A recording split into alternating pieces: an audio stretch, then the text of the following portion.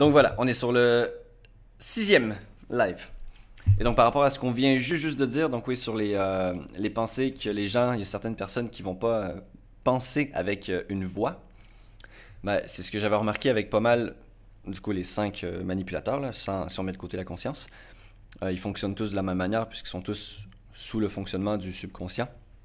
Mais la pensée en tant que telle, elle est très intéressante puisqu'elle vient mélanger. C'est un petit peu comme la respiration.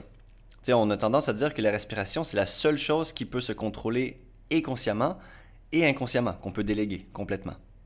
Ce serait la seule fonction physique du corps qu'on peut déléguer complètement, mais qu'on peut décider de reprendre un contrôle complet. Donc, j'ai pas vraiment cherché à infirmer ou confirmer ce fait-là. Je pense que c'est Joe Dispenza qui avait dit ça. Donc j'imagine que ça doit être vrai. Après, c'est peut-être vrai selon certains contextes. Mais je me posais la même question. Dans le monde, si on va un petit peu plus loin, d'une manière un petit peu plus holistique, un peu plus complète, ben, la pensée, c'est aussi une autre chose qu'on peut contrôler complètement consciemment et qui peut être faite totalement de manière automatique, de manière inconsciente.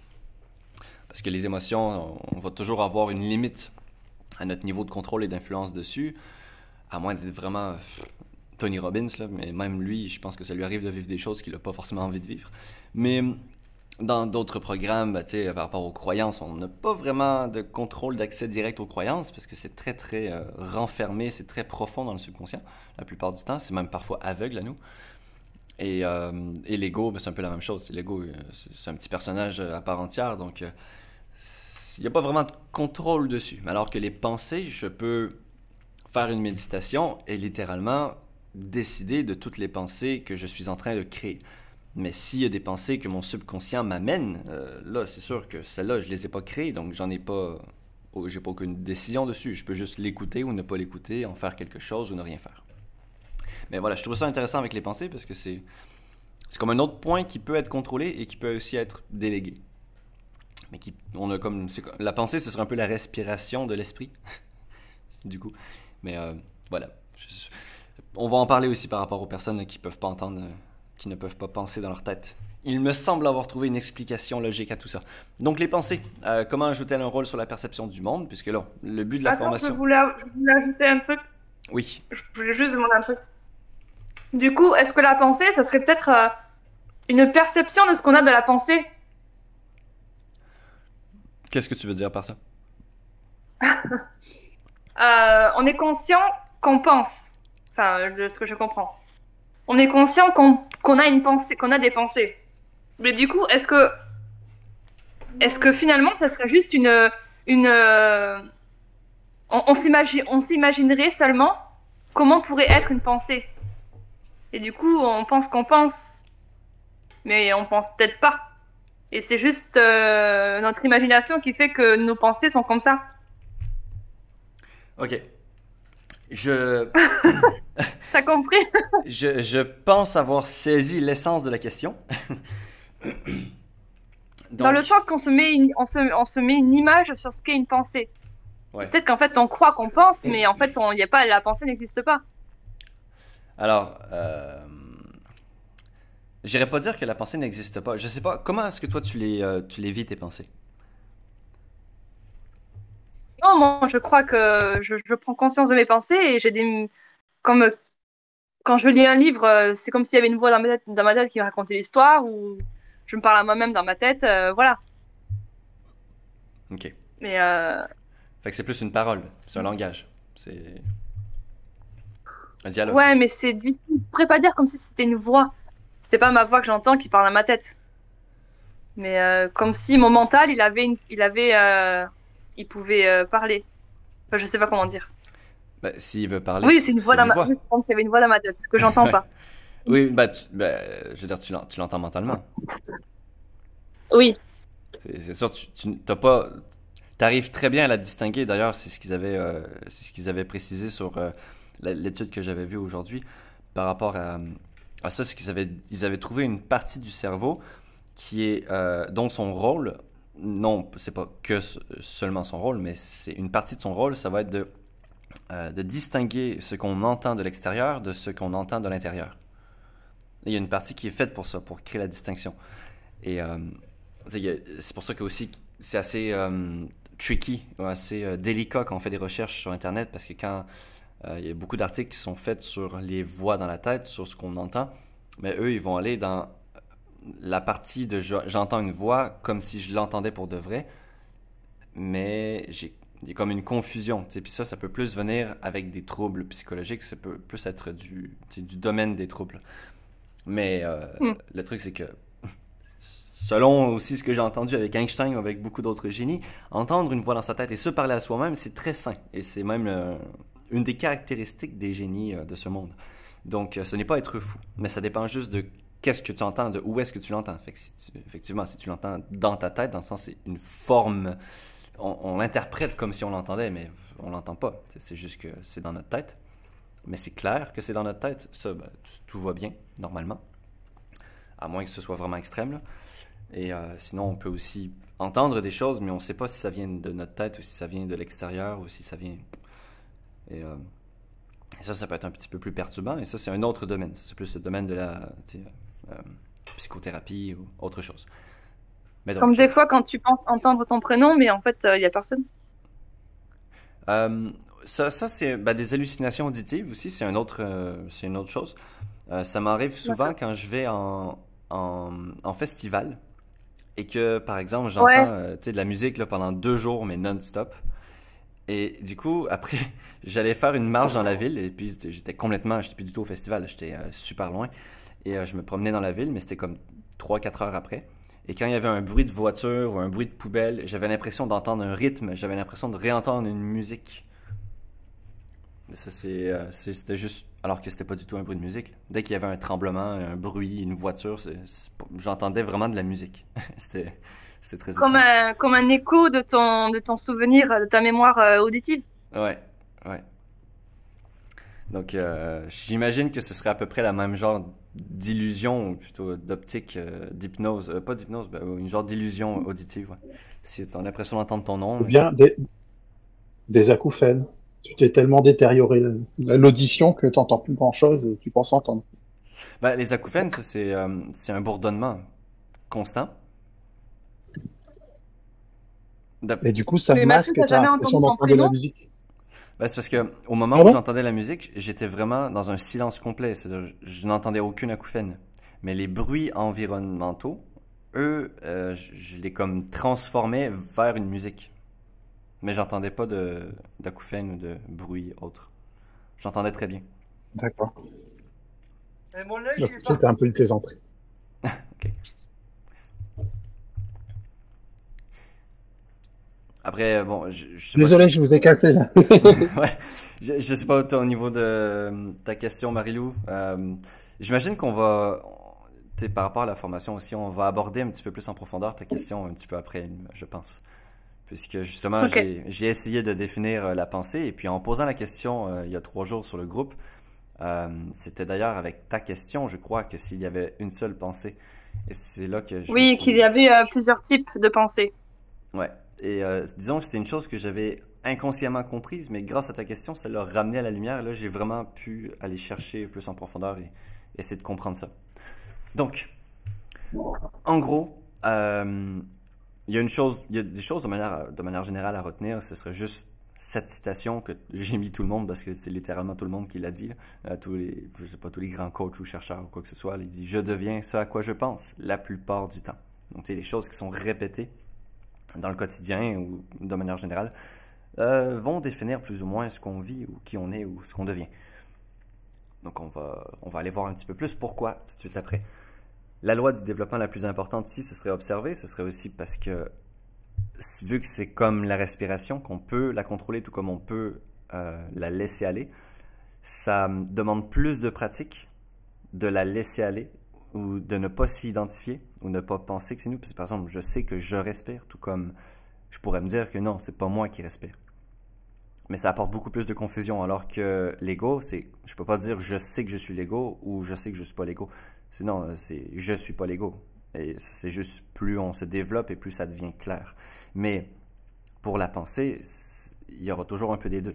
C'est toujours mon subconscient qui peut m'envoyer des pensées, mes programmes, mes réactions, peu importe ce qui est en moi, mais je peux aussi penser.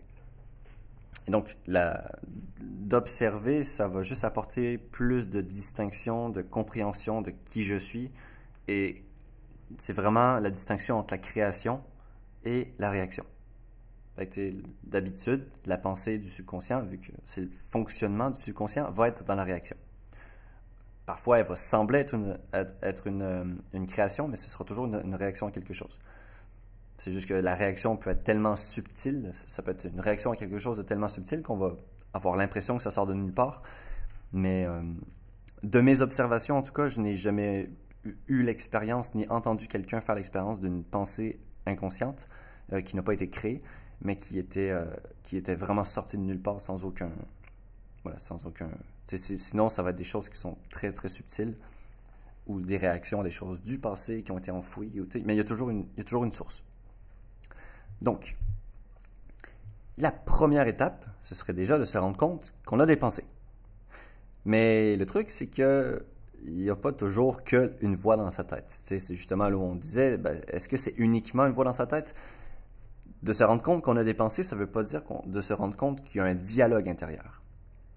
Ce serait vraiment de se rendre compte qu'il y a quelque chose qui nous permet de réfléchir, je sais pas, prendre du recul, de poser des questions, d'essayer de visualiser, d'imager quelque chose qui est en nous. Parce que c'est comme si les premières fois que j'ai commencé à parler du fait qu'on pense avec des images, j'ai remarqué que quand moi-même je l'avais appris, j'étais pas du tout conscient que je pensais avec des images. C'est-à-dire que même si je passe ma vie à mettre des images dans ma conscience pour comprendre le monde et réfléchir, je m'étais vu qu'on me l'avait jamais vraiment mis dans le front, qu'on me l'avait jamais vraiment dit clairement. Du coup, ces images-là, aussi claires et aussi faciles à voir qu'elles puissent être, je les voyais pas. C'est comme un poisson qui est dans son océan, il voit pas qu'il est dans l'eau. Mais c'est un petit peu la même chose avec les pensées. Si vraiment la vie nous amène pas à vivre des expériences qui nous font nous poser des questions par rapport à nos pensées, ou si quelqu'un ne nous le présente pas, ou si on n'est pas, si on fait pas face à une expérience qui nous amène là, il y a de fortes chances qu'on ne soit même pas au courant qu'on pense. On va même penser, on va quasiment même avoir un dialogue avec soi-même, mais si on se pose jamais la question, on pourrait avoir ce dialogue avec soi-même sans jamais se rendre compte qu'on a un dialogue avec soi-même. Donc voilà, ce serait la première étape là, de se rendre compte qu'on a des pensées, mais aussi que les pensées ne vont pas tout le temps s'exprimer que par un dialogue. Donc la réponse rapide, ce serait non, qu'il n'y a pas uniquement une voix dans sa tête. Et la réponse longue, ce serait de comprendre la distinction entre la réalité et ma réalité. Ce que je voulais dire par là, c'est vraiment de sortir du monde des symboles, du monde mental. Si on arrive bien à distinguer ce qui est de la réalité et de ce qui est de ma réalité, là où je vis dans mes propres perceptions, je vais comprendre que la pensée, telle que je la vis, de manière, je dirais, subjective, donc dans ma réalité, dans ma perception, elle va avoir des paroles, elle va avoir des symboles, elle va avoir peut-être des images, des ressentis, mais dans la réalité, c'est-à-dire que si on enlève la capacité à une personne de réfléchir, de se poser des questions, si on enlève l'éducation, des symboles, du langage, etc., la seule chose qu'une personne pourrait se baser sur pour se dire qu'elle réfléchit, ce serait du coup sur des images ou des ressentis. Parce que si je t'ai jamais appris à parler, tu peux pas vraiment avoir de dialogue avec toi-même dans ta tête, puisque tu sais pas parler. Le jour où j'ai commencé à vraiment pouvoir bien parler anglais, là, je me suis surpris en train de penser en anglais. Et quand j'ai commencé à penser en anglais, là, je me suis dit, ok, là, je commence à vraiment intégrer l'anglais, les symboles de l'anglicisme, ou bon, bref, de l'anglais. Donc, voilà, je sais pas si c'est clair à votre niveau, parce que c'est ce qu'il explique aussi dans le 5e accord Toltec, que dans la réalité, il n'y a pas de symbole. Parce que les symboles n'existent que dans la tête, ils n'existent que dans le mental. Donc, si on sort du mental, c'est-à-dire que si on se déséduque, qu'on se dédomestique, qu'on revient vraiment à la source et qu'on est juste des êtres très intelligents, mais qui ressentent, qui voient, qui entendent, etc., qui sans vraiment avoir de symboles pour communiquer, la pensée, du coup, ne peut pas se manifester sous des symboles. Mais ça ne veut pas dire qu'elle ne va pas se manifester. Là, ce serait quasiment une question philosophique. Je suis pas mal sûr qu'il y a des philosophes qui l'ont abordé, mais je ne suis pas allé aussi loin que ça dans mes études. sur le sujet. Donc, ce serait peut-être quelque chose à explorer. Est-ce qu'il y avait une pensée avant la parole? Est-ce qu'il y avait une pensée avant le dialogue? Mais vu que, ben justement, des études nous montrent que le dialogue intérieur peut être d'une grande aide et apparaît sous une grande pression, mais que aussi il y a des personnes qui n'ont pas de dialogue à l'intérieur. Donc là, je ne sais pas si c'est parce qu'ils en ont juste jamais pris conscience ou c'est parce qu'il n'y en a vraiment pas. Mais bon, selon ce que j'ai vu, il y a des gens qui en ont vraiment, vraiment pas. Ben dans ce cas-là, comment est-ce qu'ils pensent? C'est-à-dire, est-ce qu'ils sont même capables de penser s'il n'y a pas de dialogue dans leur tête? Et la question. Sam, Oui. les sourds et muets qui n'ont jamais entendu, Ouais. comment ils peuvent... Est-ce qu'ils pensent comme nous? Ben, du coup, Est-ce qu'ils ont cette petite voix dans sa tête, étant donné qu'ils n'ont jamais entendu une voix, ils ne savent pas ce que c'est qu'une voix, qu'entendre. ben, en sachant que le subconscient ne peut reproduire que ce qu'il a été, que ce qu'il connaît, ce qu'il a vécu, je ne pense pas qu'on soit capable de générer des voix. Faudrait demander à un sourd ou à un aveugle qui est devenu entendant et voyant, voir c'est quoi son expérience, mais là-dessus, je te ferai une supposition, mais je peux pas me positionner en tant qu'expert, là. Je peux pas te donner une réponse en te disant c'est ça, mais il me semble Et du coup, ça étrange. pourrait répondre au fait, ça pourrait répondre à ton questionnement, du coup, sur Oui, est-ce ouais. est-ce qu'on peut penser sans avoir entendu, enfin, Hmm. avant, au tout début. C'est vrai que... Par rapport aux sourds-muets, mhm.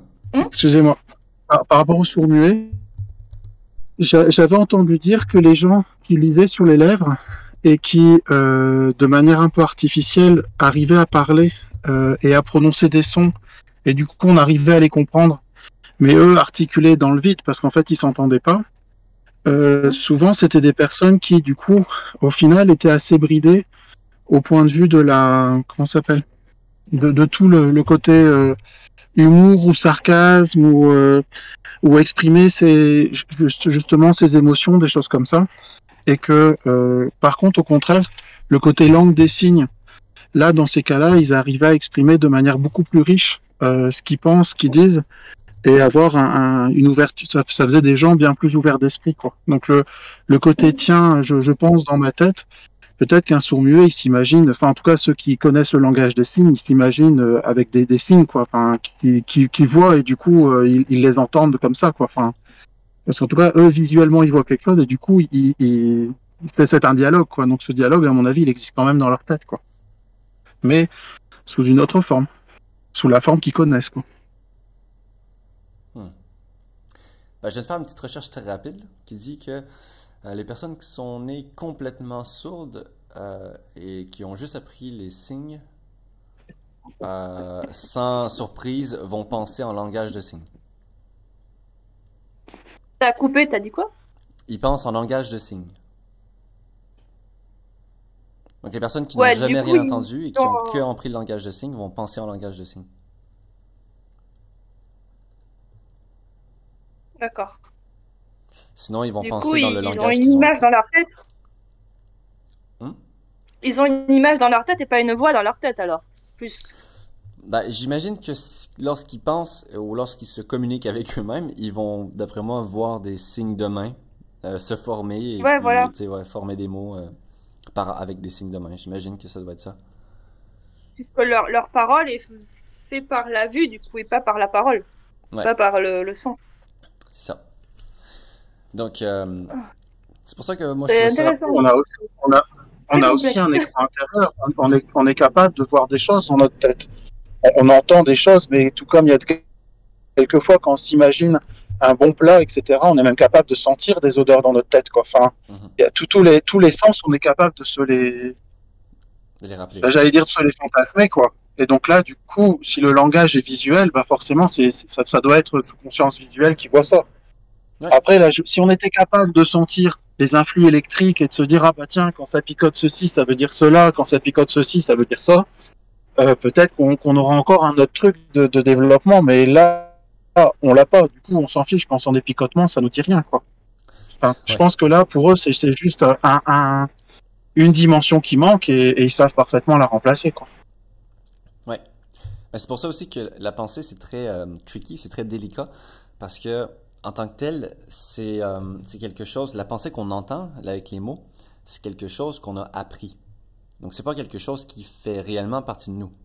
C'est-à-dire que quand je pense en français, ou quand je pense avec certains mots, ou que j'ai un dialogue avec moi-même, c'est que je suis en train de dialoguer pour peut-être imaginer des choses, comprendre des choses, distinguer des choses.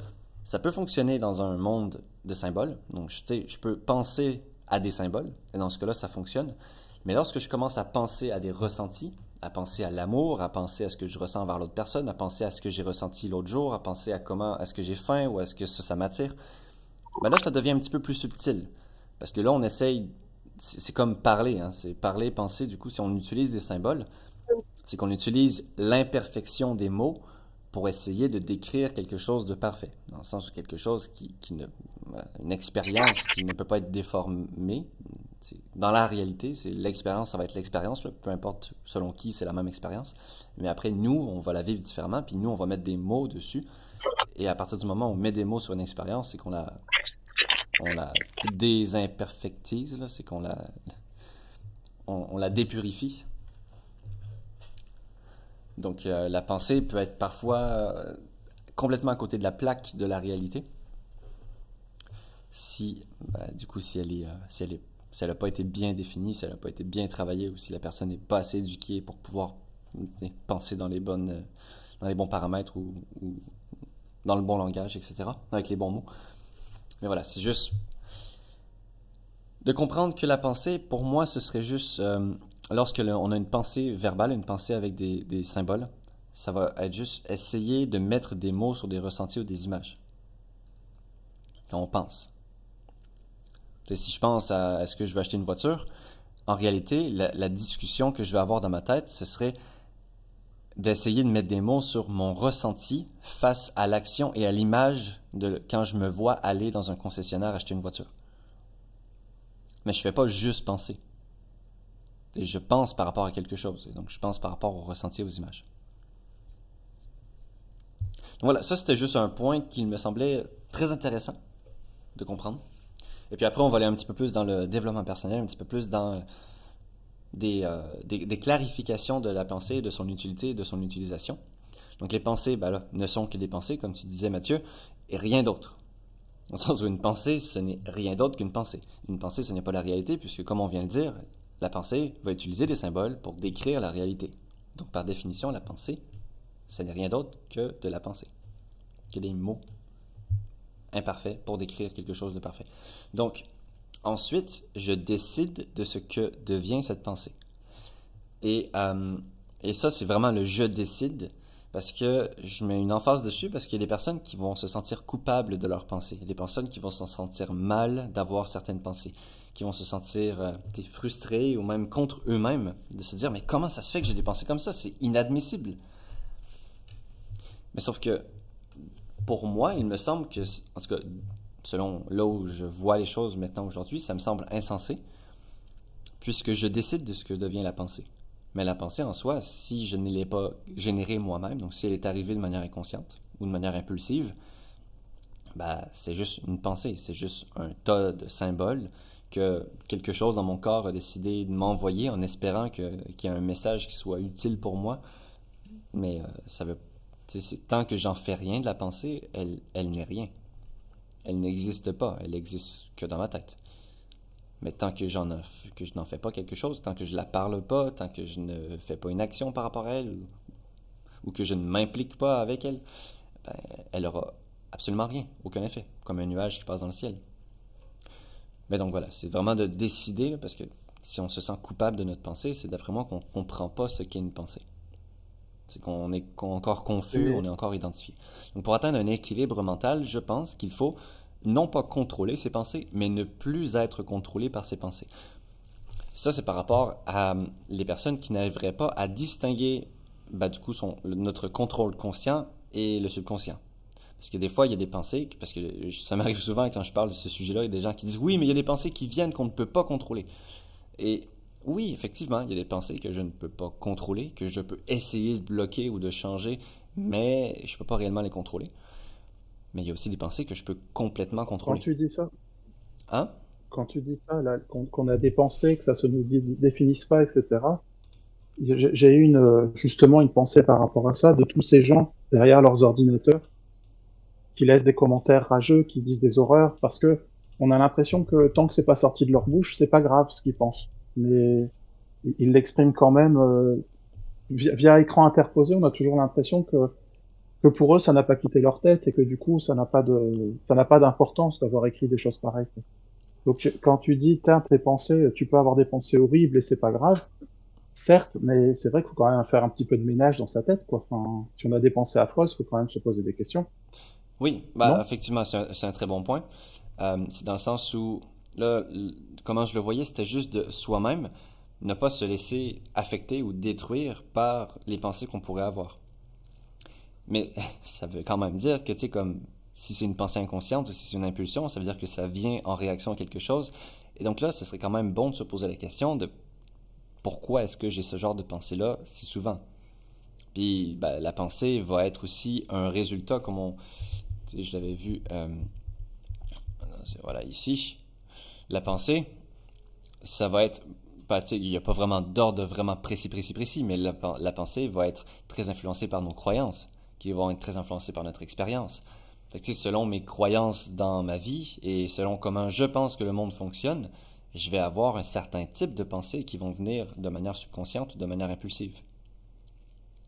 Donc c'est sûr que si je pense au plus profond de moi que j'ai vraiment des croyances très racistes, alors oui, je vais avoir plein de pensées impulsives, très toxiques et très négatives envers certaines personnes ou certaines différences.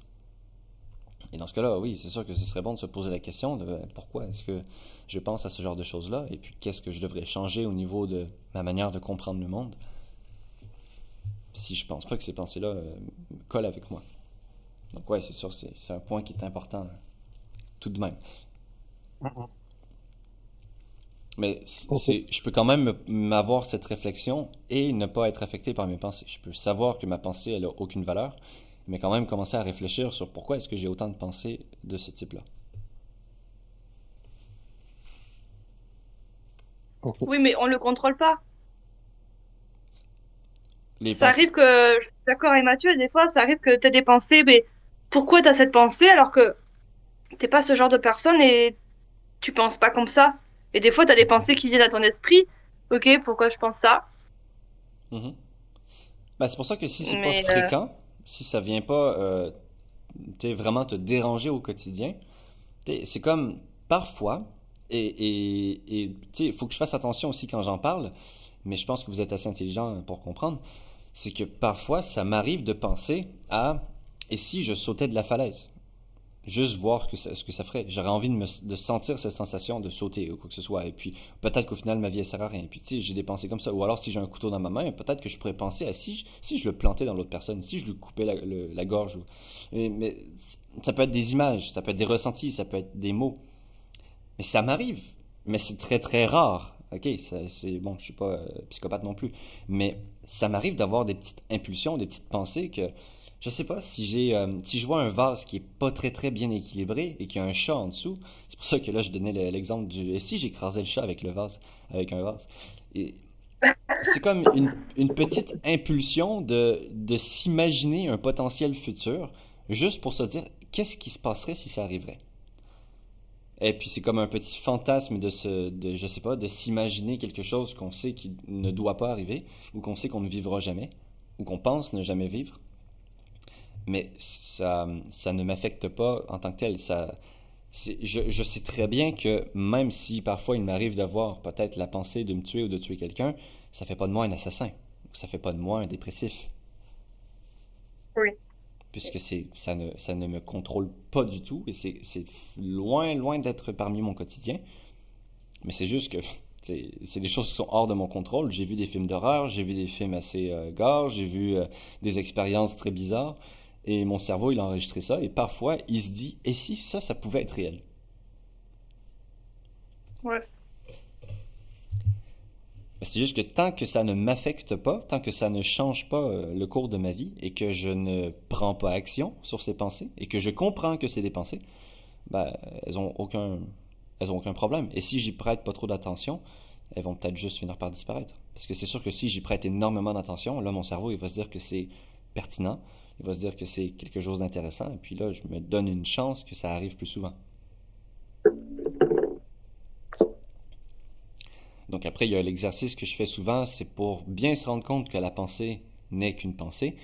J'avais fait cet exercice-là, je me rappelle plus c'est qui m'en avait parlé, de juste pense que tu peux pas te lever. Assieds-toi sur une chaise et pense fort, fort, fort que tu peux pas te lever. Et pense-y, c'est quoi, je peux pas me lever, je peux vraiment pas me lever. Et fais ton mieux pour y croire, je vais jamais pouvoir me lever de ma vie, je peux pas me lever, je peux pas me lever, je peux pas me lever, je peux... Tu fais ça pendant 1 minute, et après, essaye de te lever. C'est juste que si cet exercice-là fonctionne, si tu arrives à te lever, alors que tu as pensé du plus profond de toi que tu pouvais pas te lever, si ça c'est vrai, alors tout le reste du monde de la pensée va être vrai dans les mêmes critères. C'est-à-dire qu'aucune pensée ne va être vraie. Parce que c'est soit tout ou soit rien. C'est comme la fonction de la pensée, la source de la pensée. Si on arrive à prouver par une expérience qu'elle n'est pas réelle et qu'elle n'est qu'une suggestion peut-être d'une réalité, dans ce cas-là, toutes les pensées ne peuvent que ne pas être réelles. C'est-à-dire que quand je suis dépressif et que je pense qu'il faudrait que je mette fin à ma vie, ou que je pense que les gens ne m'aiment pas, ou alors je pense que je vais tout réussir dans ma vie, tout ça, ce ne sont que des pensées, ce n'est pas réel. Ça peut être une représentation de la réalité, qui peut être parfois fidèle, ça peut être des suggestions, ça peut être une imagination, ça peut être une création, ça peut être plein de choses, mais c'est pas réel. Là-dessus, tout va bien? Bon, vous êtes muté. Mais... Oui. Ok. Oui. Good. Ensuite, la parole, c'est donner naissance à la pensée. J'ai fait un live avant-hier ou hier, non c'était hier, avec un autre coach, Stéphane Gillet. Et il m'a dit ça, et j'avais oublié cette phrase, et c'est super cool qu'il me l'ait rappelé parce que c'est vraiment, vraiment une belle phrase. La parole, c'est donner naissance à la pensée. C'est vraiment faire naître sa pensée, puisque la pensée n'existe pas dans le monde. Il y a beaucoup de personnes aussi qui disaient, je pense que c'était Jim Rohn qui disait que tes pensées n'existent pas tant et aussi longtemps que tu les mets pas sur un papier. Parce que quand tu les dis, ok, elles existent pendant le moment que tu l'as dit, mais dès que tu as fini de la dire, elles n'existent plus. À moins qu'elle soit entrée dans la tête à quelqu'un, et que quelqu'un l'ait entendue, quelqu'un du coup la maintienne, et quelqu'un s'en resserve plus tard, elle va finir par réexister. Mais tant qu'elle est dans la tête de personne, et qu'elle n'est pas en train d'être prononcée, elle n'existe pas. Elle n'est pas dans le monde réel. Donc, un des seuls moyens qu'on aurait, du coup, de rendre réelles nos pensées, ce serait de les écrire. Et donc, si on a des rêves, si on a des objectifs, si on a des envies, si on a des clarifications à faire, c'est pour ça que c'est toujours très bon d'écrire, parce qu'on accouche, on fait naître nos pensées, en écrivant ou en parlant. Ou là, en ce moment, je le parle, mais je l'enregistre aussi, donc c'est un petit peu la même chose qu'écrire. J'enregistre ma pensée. Et après, je peux la réécouter, et là, elle existe dans le monde digital. Et donc, c'est aussi pour ça que je disais ne pas prendre personnellement, ne pas se sentir coupable, gêné de ses pensées. Parce que pour moi, ce serait ne pas comprendre ce qu'est une pensée. Elle n'est pas toi. Elle est même souvent impulsive et elle se montre sans aucun filtre. Donc, et si j'écrasais le chat avec un vase, ben, ça fait pas toi quelqu'un d'atroce, tant que tu le fais pas. Donc, les mots qu'on utilise aussi, autant dans la parole que dans la pensée, ont un impact. C'est sûr que ceux qu'on va utiliser dans la parole vont avoir encore plus d'impact, mais dans la pensée, ça va avoir un impact juste par rapport à nous-mêmes. Je dirais que dans la parole, ça va avoir un impact.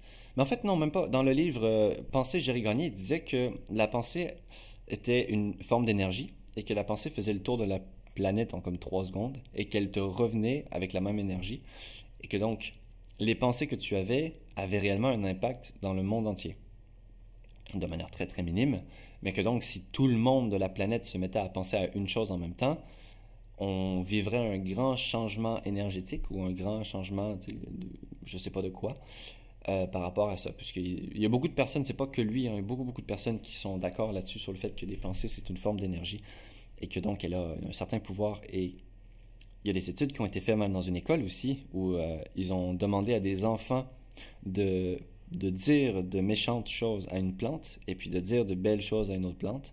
Et la plante qui recevait de l'amour, qui recevait de belles pensées, qui recevait de belles paroles, a grandi beaucoup plus rapidement, était beaucoup plus en forme, était beaucoup plus belle que la plante qui se prenait toute la haine des enfants. Donc, par rapport aux paroles, J'ai Oui. j'ai entendu un truc. Autant la pensée, d'accord, elle n'existe pas, elle est dans ta tête et c'est tout. Autant les paroles, si tu lui donnes une existence physique à ta pensée. Et j'avais lu un truc en disant que les paroles, c'est comme du dentifrice. C'est quand tu appuies sur le dentifrice il sort et t'arrives pas à le re-rentrer dans le tube. Et une parole, c'est pareil. Quand tu la donnes, ça peut blesser, ça peut Ouais. faire du bien, mais on n'arrive pas à la ravaler, on peut pas la faire disparaître. Elle a existé, quoi. Oui, c'est ça. C'est un petit peu comme un arc. C'est quand tu tires la flèche, tu peux plus la rattraper. C'est ça. Donc, c'est soit elle atteint une cible ou elle atteint aucune cible, mais bon, si elle atteint une cible, elle va rentrer dedans. Elle va l'affecter. Et elle laisse une trace. Ouais, effectivement. Donc, c'est sûr que bon, de bien prêter attention, d'être conscient des mots qu'on utilise et bien comprendre aussi que utiliser certains mots avec une personne, ben, ça veut pas dire que c'est les bons mots. Ça veut juste dire que c'est adapté pour cette personne-là, mais que peut-être une autre personne va falloir utiliser d'autres mots avec une autre intention, avec tu sais, un autre geste, une autre, comment dire ça, communication corporelle. Mais donc les mots qu'on utilise, donc les symboles, le langage, les mots en tant que tels, le ressenti, les émotions face aux mots, forgent le monde dans notre perception à nous-mêmes. Donc là, je parle de notre perception. Donc les symboles, le langage, les mots qu'on utilise et les ressentis et les émotions qu'on va avoir face aux mots qu'on utilise vont forger le monde dans lequel on vit. C'est-à-dire pas le monde dans lequel on vit, mais le monde dans lequel tu vis. Et dans le monde dans lequel je vis, dans le monde dans lequel Marie-Lou vit. C'est-à-dire que les mots que moi j'utilise vont modifier ma perception et comment, ou même, ouais, forger, ça va littéralement construire le monde dans lequel, dans ma petite tête, là, je vis. Et c'est très puissant. Et dans le livre, il y a plusieurs sites internet là, qui donnaient plein d'exemples de mots à ne plus utiliser ou à changer. C'est pour ça aussi que dans la formation, j'ai fait beaucoup de distinctions. C'est-à-dire que je vais vraiment séparer deux mots pour arrêter d'utiliser un mot qui aurait un potentiel toxique ou un potentiel négatif et le distinguer pour utiliser le nouveau mot qui, lui, aurait une définition plus précise, plus adaptée et aussi qui aurait un impact plus positif. C'est aussi un des points forts de la distinction. C'est par exemple quand je dis arrêter de dire peur et dire menace, parce que, ou plutôt de distinguer la peur et la menace, c'est si tu distingues les deux, tu arrêtes tout simplement de dire peur, puisque les peurs, c'est juste des choses qui n'existent pas lorsque tu fais la distinction. La menace, c'est lorsque la peur est réelle, lorsque vraiment quelque chose pour lequel tu peux avoir peur. Mais donc, si tu comprends que les peurs sont irréelles, il y a beaucoup moins d'intérêt de prononcer tout le temps le mot peur ou de t'attarder sur tes peurs. Parce que tu sais que ce ne sont qu'un fruit de ton imagination et ça aide, il me semble en tout cas, à vraiment à continuer d'avancer dans la vie et d'arrêter d'être bloqué par ses peurs, puisque tant que c'est pas une menace, du coup, c'est pas une menace. Donc, il n'y a aucune vraie raison en tant que telle d'avoir peur. À moins que ce soit vraiment de se prévenir de quelque chose, mais dans ce cas-là, ça devient une potentielle menace, donc c'est toujours pas une peur. Mais bon. Donc, dans son livre Penser, gérer, gagner, il donnait 4 exemples de verbes à ne plus utiliser selon lui. Donc lui, il arrête de dire espérer, désirer, souhaiter et vouloir. Il arrête de dire espérer parce que ça pour lui, c'est laisser le hasard prendre en charge. C'est comme avoir un doute dans sa décision et dans son contrôle, dans ce qu'on peut faire, dans notre potentiel d'énergie, potentiel énergétique. Désirer, pour lui, ça signifie que certaines conditions doivent être remplies pour que je me sente d'une telle manière. Donc je désire telle chose parce que j'ai besoin de remplir certaines conditions pour que l'image que j'ai de la vie soit complète, par exemple. Et souhaiter, là, ce serait faire des donations à des étincelles du cœur. Mais en fait, il disait, c'est comme perdre le contrôle énergétique, c'est perdre son plein, sa maîtrise. Pas la maîtrise, mais ouais, c'est vraiment son contrôle. Le plein contrôle qu'on a sur l'énergie qu'on dégage ou l'énergie qu'on va mettre dans quelque chose. Si je souhaite, c'est que du coup, je ne décide pas. Donc là, c'est pour ça qu'à la fin, là, j'ai mis je décide, mais c'est peut-être pas clair là, pour ceux qui on voit juste le PDF. Mais c'est le je décide, ça va être le mot à utiliser contre souhaiter. Donc d'arrêter de dire souhaiter et de dire plutôt je décide. C'est pas je souhaite avoir une pomme, c'est je décide que je vais avoir une pomme ou alors je l'ai pas. Mais après, je peux aimer aussi, je peux aimer l'idée d'avoir une pomme, mais je pense qu'il serait mieux que lui-même explique. Peut-être qu'il a fait déjà une vidéo là-dessus. Je suis peut-être pas la meilleure personne pour réexpliquer son concept. Mais là, c'était pour donner un exemple de mots que certaines personnes vont arrêter d'utiliser et la raison. Et vouloir, il arrête d'utiliser vouloir parce que pour lui, le vouloir sans pouvoir, ce n'est rien. Le pouvoir, c'est pas le pouvoir dans le sens de power, c'est le pouvoir dans le sens est-ce que tu peux le faire. Parce que si tu veux faire quelque chose que tu ne peux pas faire, ben, tu déverses ton énergie dans le vide. Si tu ne veux pas faire quelque chose que tu peux faire, ben, ça va pas arriver. Ou alors tu vas juste déverser ton énergie dans un endroit qu'il faut pas. Donc, pour lui, le vouloir doit venir avec le pouvoir, et c'est pour ça qu'il arrête d'utiliser je veux. Il se concentre juste à est-ce que je peux déjà le faire? Et puis, une fois que je peux, là, oui, je peux commencer à me poser la question de si je veux. Mais tout ça, c'est juste pour recycler son énergie peut-être, ou plutôt mieux l'investir. Son énergie mentale ou physique, ou peu importe. D'autres exemples, j'ai vu une vidéo et je l'ai un petit peu retraduite et j'ai vraiment trouvé ça génial. Parce que c'est quelqu'un qui disait « Arrêtez de dire… » Là, c'était un gars qui allait voir un entrepreneur et qui posait la question, qui lui disait, en espérant il était fier de lui, parce qu'il disait « Je viens de sortir d'une mauvaise relation de 3 ans. J'ai eu du mal à remonter et j'ai tout vendu. J'ai vendu ma voiture, j'ai vendu mon appart et là, j'ai tout repris à zéro. Et maintenant, je suis sur un nouveau pied, je suis un nouveau moi. » Et ben, là, il allait continuer sa phrase et l'autre, il a dit « Fais-moi une faveur, juste ne dis plus jamais ça. Juste arrête, ne dis pas ça. Ne dis pas ça que tu viens de sortir d'une mauvaise relation de 3 ans parce que là, tu fais juste recycler. Et je sais que ça fait mal, mais c'est quoi l'objectif? » Là, il donnait un exemple pour lui-même. Il dit « J'ai eu une fracture du pectoral. Et à chaque fois que j'allais voir le kinésithérapeute, ou en tout cas pour la personne pour qui s'occupait de moi pour le rétablissement, je lui disais tout le temps « Mais ça fait mal, c'est super douloureux. » Et un jour, ben, la personne qui s'occupait de lui a dit « Mais je sais que ça fait mal, mais c'est quoi l'objectif? » Ben, l'objectif, c'est de guérir. Et la personne lui a dit, ok, ben dans ce cas-là, arrête de dire que tu as mal, parce que je le sais, arrête de te concentrer sur le problème, concentre-toi sur guérir. Donc maintenant, à chaque fois que tu vas parler de ton pectoral ou de ton état physique, tu vas dire, je suis activement en train de guérir. Je suis activement en train de guérir. C'est plus que je suis en douleur et ça me fait mal. C'est non, je suis activement en train de guérir. Je ne suis pas malade, je suis activement en train de guérir ou de me rétablir. Et ça, c'est un exemple de manière de parler de la même chose. C'est oui, quand tu es malade, ben, effectivement, tu es malade, mais tu peux aussi dire je suis en train de me rétablir, parce que c'est aussi ce qui se passe réellement. C'est quand tu es malade, tu es en train de te rétablir. C'est soit tu es en train de mourir ou tu es en train de te rétablir. Mais la plupart du temps, on est en train de se rétablir. Donc, tu n'es pas obligé de te concentrer sur la douleur puisque tu guéris. Donc, concentre-toi sur la guérison. Parce que la douleur fait partie de la guérison. Donc, à partir de maintenant, à chaque fois que quelqu'un te demande comment tu vas, réponds « je guéris » si tu es encore en douleur. Je ne viens pas de sortir d'une relation de 3 ans, mais plutôt, j'ai passé 3 ans à apprendre sur moi-même et toutes les choses que je ne veux pas refaire. Donc, c'est pas je suis sorti d'une mauvaise relation de 3 ans, c'est là je me concentre sur guérir. Donc, j'ai passé 3 ans à apprendre, à guérir, à développer des choses, à mieux me connaître pour savoir de quoi ne pas faire pour le plus tard, dans le futur. Et là, il disait, ben, comment tu penses et comment tu parles, si tu changes ces choses-là, tout changera. Le langage crée. Donc, ça crée nos attentes et les règles de la vie. Puisque, bon, plus on va parler de quelque chose et plus on va avoir cette fausse rationalité que ça doit être vrai, ou que c'est confirmé, ou que ça doit faire du sens. C'est pour ça que les gens qui parlent le plus sont souvent les gens qui se trompent aussi beaucoup. Hein, il y a souvent des citations sur les sages. Et il y avait une belle citation qui dit « Un jour, un sage ne dit rien ». Ou, ben, ça sonne mieux en anglais, mais en gros, c'est « Once… a wise man », c'est quoi, comment on dit ça? En tout cas, il disait, c'est comme une citation, c'est un jour un sage dit telle chose. Et puis là, la citation, c'était juste un jour un sage ne dit rien, n'a rien dit. Puisque, vu qu'il est sage, il n'a rien dit. Donc, en tout cas, c'était une belle citation que je trouvais très intéressante, puisque lorsqu'on écoute plus et qu'on parle moins, ben, on a plus le temps de réfléchir.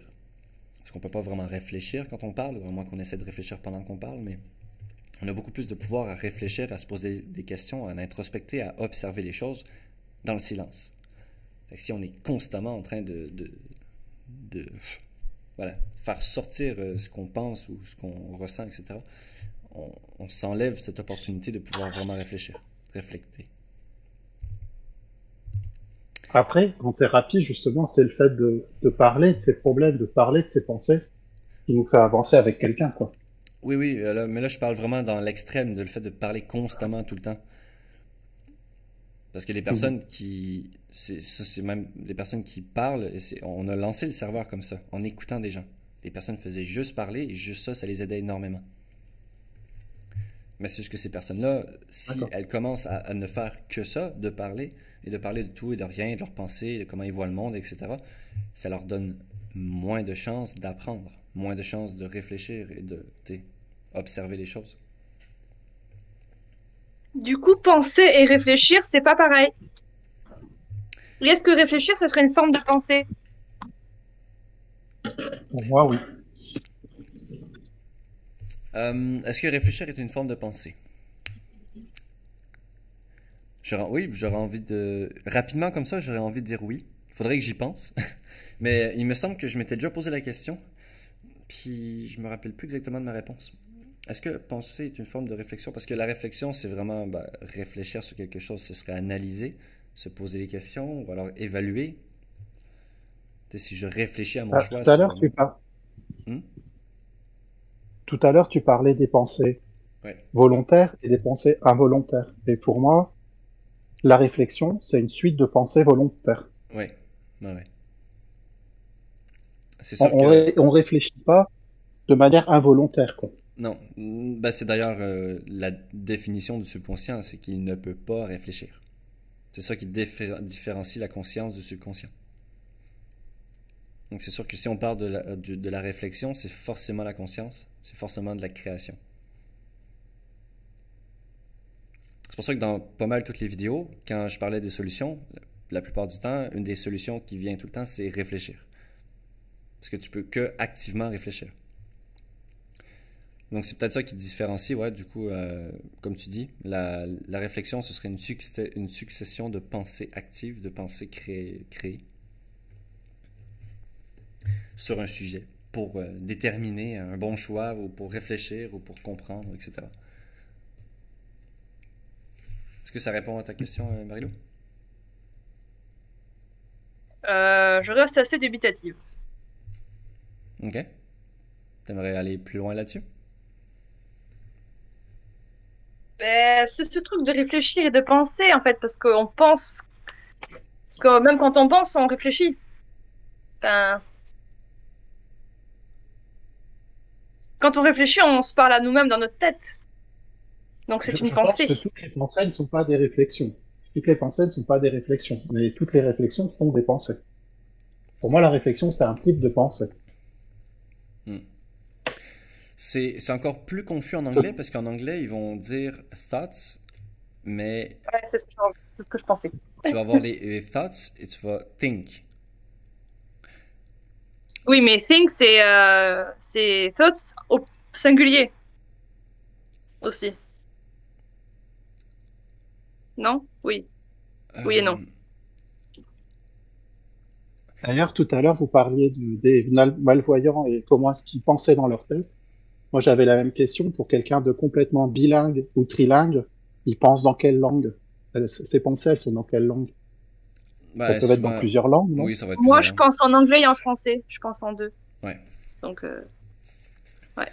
Même chose, ça m'arrive des fois de même passer une journée complète à pas utiliser un seul mot français.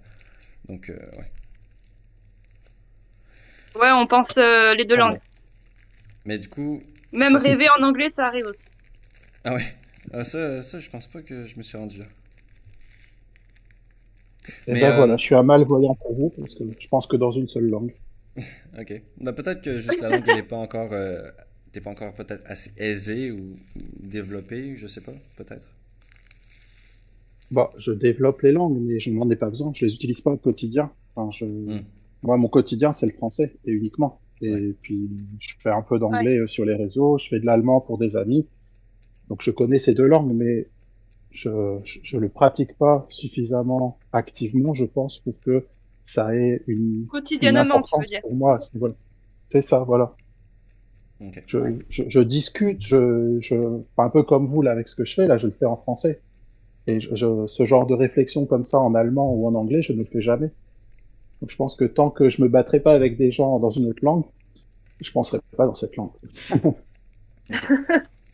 Ouais. Si ça peut t'aider, Marilou, j'ai trouvé une réponse à ta question en écoutant Alan Watt. C'est son dialogue sur l'overthinker, celui qui pense trop.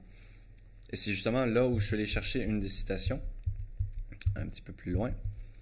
La deuxième citation, celui qui pense tout le temps n'a rien d'autre à penser qu'à des pensées. Et justement, il explique ce qu'il veut dire par pensée dans son truc. Il dit que je veux dire par pensée ce flot incessant d'idées qui ne cesse de couler dans ta tête.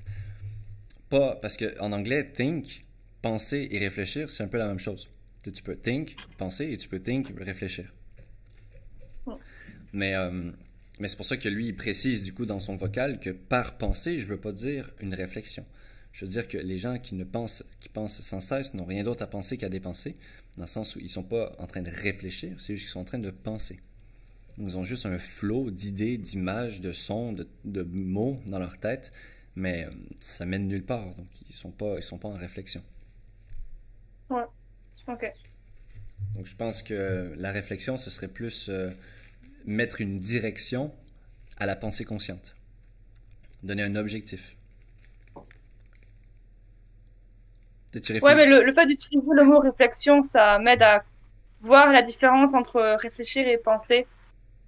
Du coup, donc, Parce que je pense pas que je pense pas que tu puisses réfléchir à quelque chose sans avoir d'objectif. Ah oui, tout à fait. Parce que, tu sais, si tu Du coup, on peut penser sans avoir un objectif. Oui, tu peux penser sans objectif. Tu peux penser juste pour penser. Donc, ce serait ça la différence pour moi.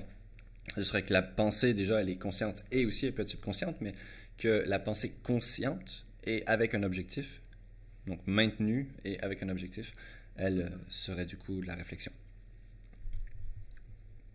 Ouais, c'est pas mal comme réflexe, comme analyse. Comment? Je l'aime bien cette analyse. Ok, parfait. Ouais. Bon, ben. La notion d'objectif, quoi. Ouais, je pense que ça apporte plus de clarté du coup sur la définition. Donc, et c'est aussi pour ça que je disais dans le langage crée, ça crée aussi notre réalité, puisqu'on se rappelle avec le filtre pertinent, toutes les pensées qu'on maintient dans notre tête, ou tous les mots, les paroles qu'on va dire encore et encore, à répétition, va forger notre subconscient, on va s'éduquer, on va éduquer notre subconscient à se dire que telle ou telle chose c'est important pour nous, que telle ou telle chose on veut en avoir plus, ce sur quoi on se concentre va grandir.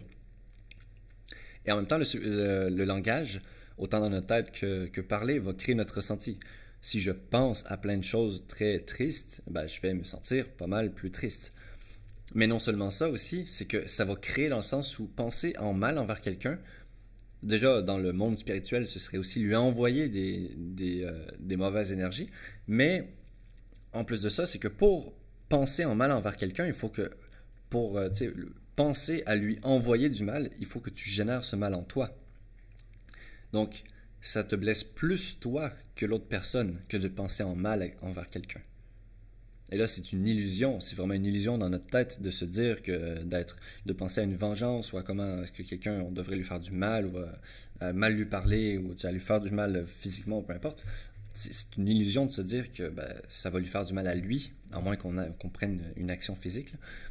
Mais tant qu'il n'y a rien qui se fait et qu'on est juste dans la pensée ou dans la rancune, ce genre de choses-là, c'est comme il dit Bouddha, prendre un charbon ardent pour le lancer sur quelqu'un, c'est que tu te brûles en espérant pouvoir brûler quelqu'un, mais tu te brûles d'abord. Donc ça crée notre ressenti aussi du langage et de comment est-ce qu'on pense, avoir une parole impeccable. C'est pour ça que c'est le deuxième accord Toltec, le premier accord Toltec, le plus important au niveau de la création. Puisque il en parle aussi très bien dans les accords Toltec. Il explique à quel point la pensée, les paroles est créatrice et puissante. C'est comme jeter des sorts. Et ça, c'était une des... Oh, ma batterie est faible. Attends, ça sera pas trop long. Juste brancher. Ok, c'est bon. Donc, Ça, c'est une des premières statistiques que j'avais appris en faisant des études, des recherches sur les pensées et sur un petit peu le développement personnel. Et j'ai vu plein de choses. Il y a des gens qui disent qu'on a 40 000 pensées, 50 000 pensées, 70 000 pensées. Il y en a plein de différentes. Mais celle pour lesquelles qui vient le plus souvent, ce serait, ou celle sur lesquelles en tout cas le plus de personnes se sont mis d'accord, c'est les 68 000 pensées par jour. Et dont 48 000 pensées négatives, donc ça fait 80%, il me semble, de pensées qui sont négatives, ce qui fait beaucoup de pensées négatives, beaucoup plus que de pensées positives. Et ça, ce serait tout simplement pour le mode survie, hein, que le cerveau va plus aimer avoir du doute et être sceptique et être dans le négatif, dans le pessimiste pour survivre. Parce que s'il y a une brindille d'herbe là, qui bouge et qui shake, vaut mieux se dire que c'est un des pires scénarios et partir à courir que de rester planté là et se dire que non, c'est bon, tout est bon, je suis positif, et peut-être se faire bouffer par un lion. Donc en termes de survie, ce serait beaucoup plus efficace d'être négatif, d'être pessimiste. Mais ça, c'est dans le monde de la survie. Et là, on va peut-être commencer à aussi connecter les liens. Ça fait longtemps qu'on en parle maintenant du monde de la survie. Donc pourquoi est-ce que les gens sont beaucoup plus négatifs ou négatives dans le monde de la survie? C'est parce qu'ils sont justement dans le monde de la survie. Et que c'est pas eux qui sont négatifs, c'est leur cerveau qui a le contrôle sur leur vie. Et vu que le cerveau, lui, il veut survivre, il va avoir juste ses tendances naturelles. Et donc de savoir que 68 000 pensées de nos pensées par jour, qu'on en a 68 000, et que les 95% sont les mêmes qu'hier, puisqu'on est des êtres d'habitude, eh bien, ça ramène un petit peu plus d'importance. Tu sais, 95% qui sont les mêmes qu'hier, puisque 95% de notre vie aussi est contrôlée par le subconscient, de manière générale, statistiquement. Donc, ça nous permet d'apporter un petit peu d'importance au fait de ramener à la conscience nos pensées et de créer consciemment nos pensées. Un petit peu plus. Parce que sinon, on fait juste s'assurer que notre vie va être très, très, très similaire jour par jour. Et donc, ce sont les gens qui réfléchissent le plus dans la vie qui sortent de ces statistiques-là. Et que eux, ce serait peut-être 60, 50%, ou peut-être même 70% de leurs pensées qui seraient les mêmes qu'hier. Mais ils sont habitués à créer du nouveau, à générer du nouveau, à changer, à évoluer, à apprendre.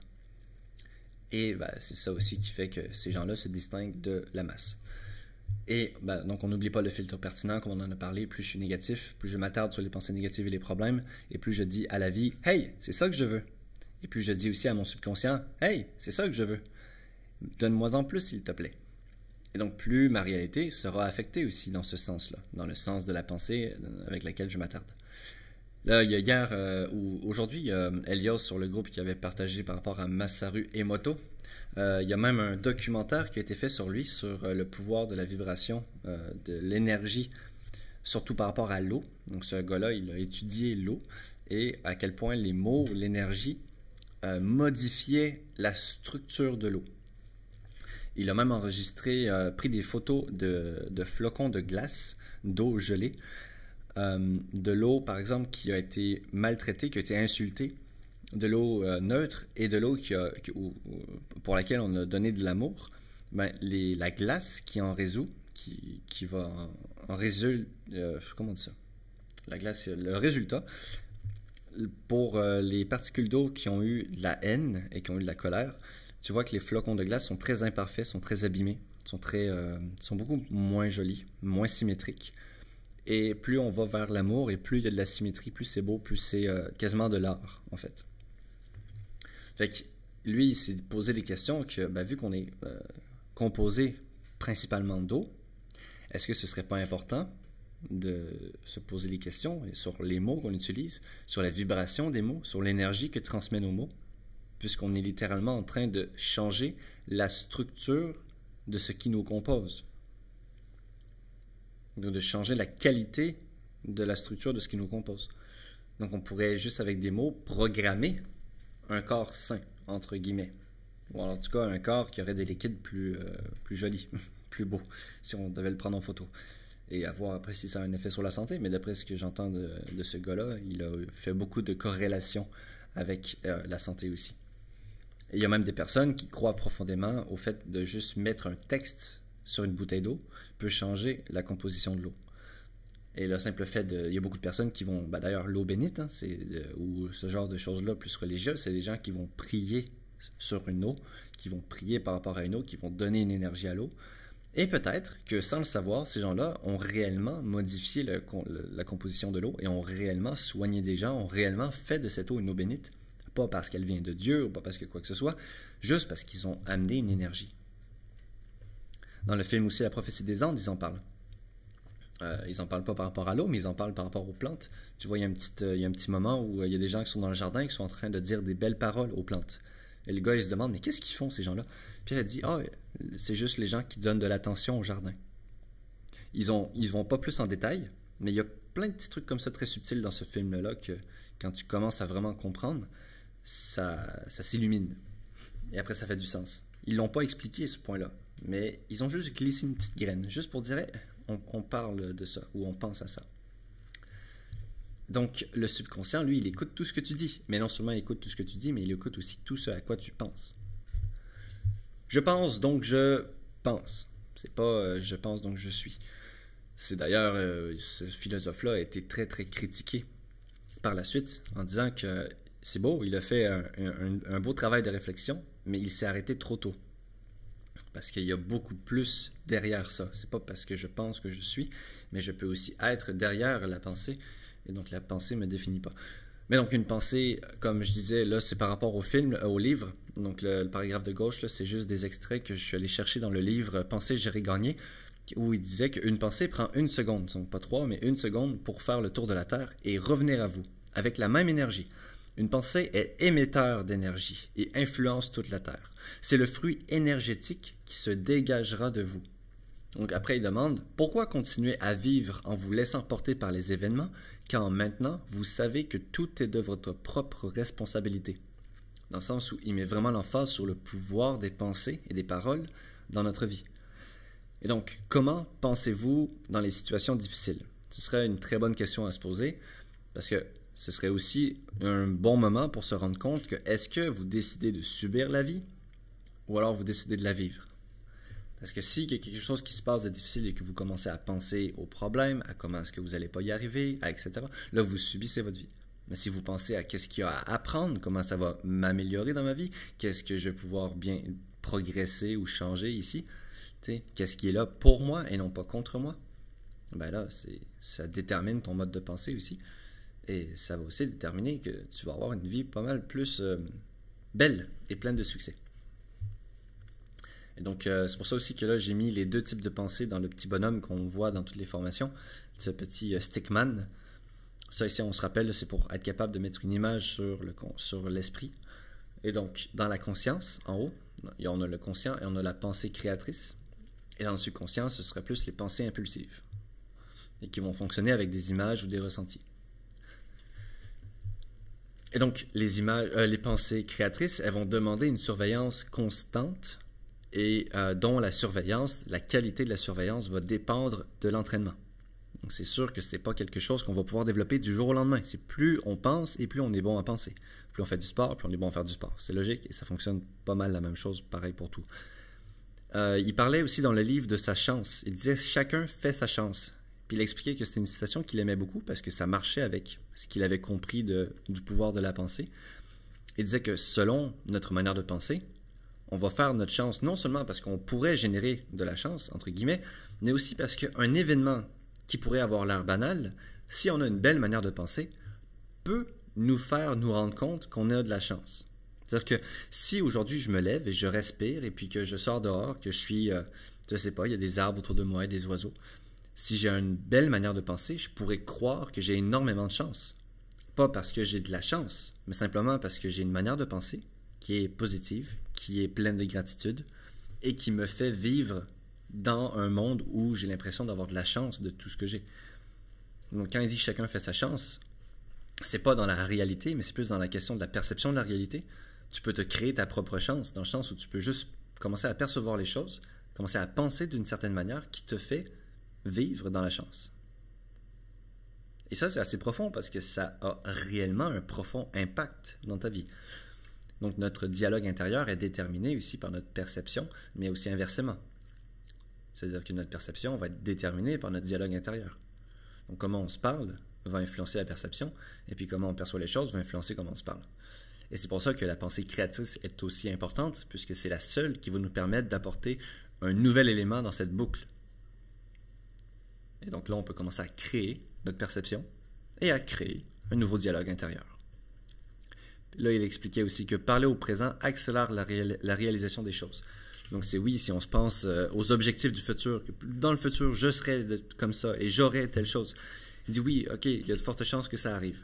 Mais si tu parles du futur comme si tu l'avais déjà aujourd'hui, donc aujourd'hui, je suis comme ça, j'ai de la confiance, j'ai du succès, je vis, je voyage, j'ai tout ce que je veux. Bref, tu es dans le présent. Il dit que tu donnes beaucoup plus de pouvoir, tu donnes beaucoup plus d'accélération à la réalisation des choses. Et c'est aussi parce qu'en ce moment, quand tu parles au présent, tu éduques ton cerveau à te dire que c'est ce qui est ici. Et à partir du moment où ton cerveau, ton subconscient, il pense que ça, c'est ce qui est censé être la vie, il va subconsciemment t'amener et tout faire en sorte que ta vie réelle corresponde à ta vie imaginée, à ta vie, les attentes que tu as envers de la vie, inconsciemment. Donc là, on parle de l'image de soi. On avait parlé aussi sur le subconscient, l'image de soi qui va être le point de référence. Fait que si j'ai une image de moi qui est par rapport à un futur, mais que j'ai intégré au présent, donc qui est supérieure à ce que je vis en ce moment dans la vraie vie, là, en réel, mon subconscient va avoir un décalage. Il va se dire « Oh non, moi, je ne suis pas comme ça. Moi, je suis beaucoup plus en confiance. J'ai beaucoup plus de résultats. Je vis beaucoup plus heureux dans ma vie. Comment ça se fait que ce n'est pas ce que je vis aujourd'hui? » Puis là, il va essayer de te ramener vers cette image que tu as de toi. Mais donc, vaut mieux que cette image soit positive et vers le plus. Parce que si tu as une image de toi où tu es moins bon, et que tu es moins productif, que tu as moins de bonheur, que tu ne mérites pas l'amour, eh bien, ton subconscient va te saboter et va essayer de te ramener vers cette image de toi. Donc, ça, c'est l'automanipulation aussi. C'est une de mes choses favorites. Formation des émotions. Donc, comment j'ai oublié de changer le titre. Là, c'est la formation des pensées, du coup, pour cette formation-là. Parce que là, ici, on met l'accent sur la pensée. C'est toujours la même boucle. C'est toujours la même chose. On a parlé des croyances, on a parlé des émotions, on a parlé de l'attitude, qui est la combinaison entre les pensées, l'émotion et l'action.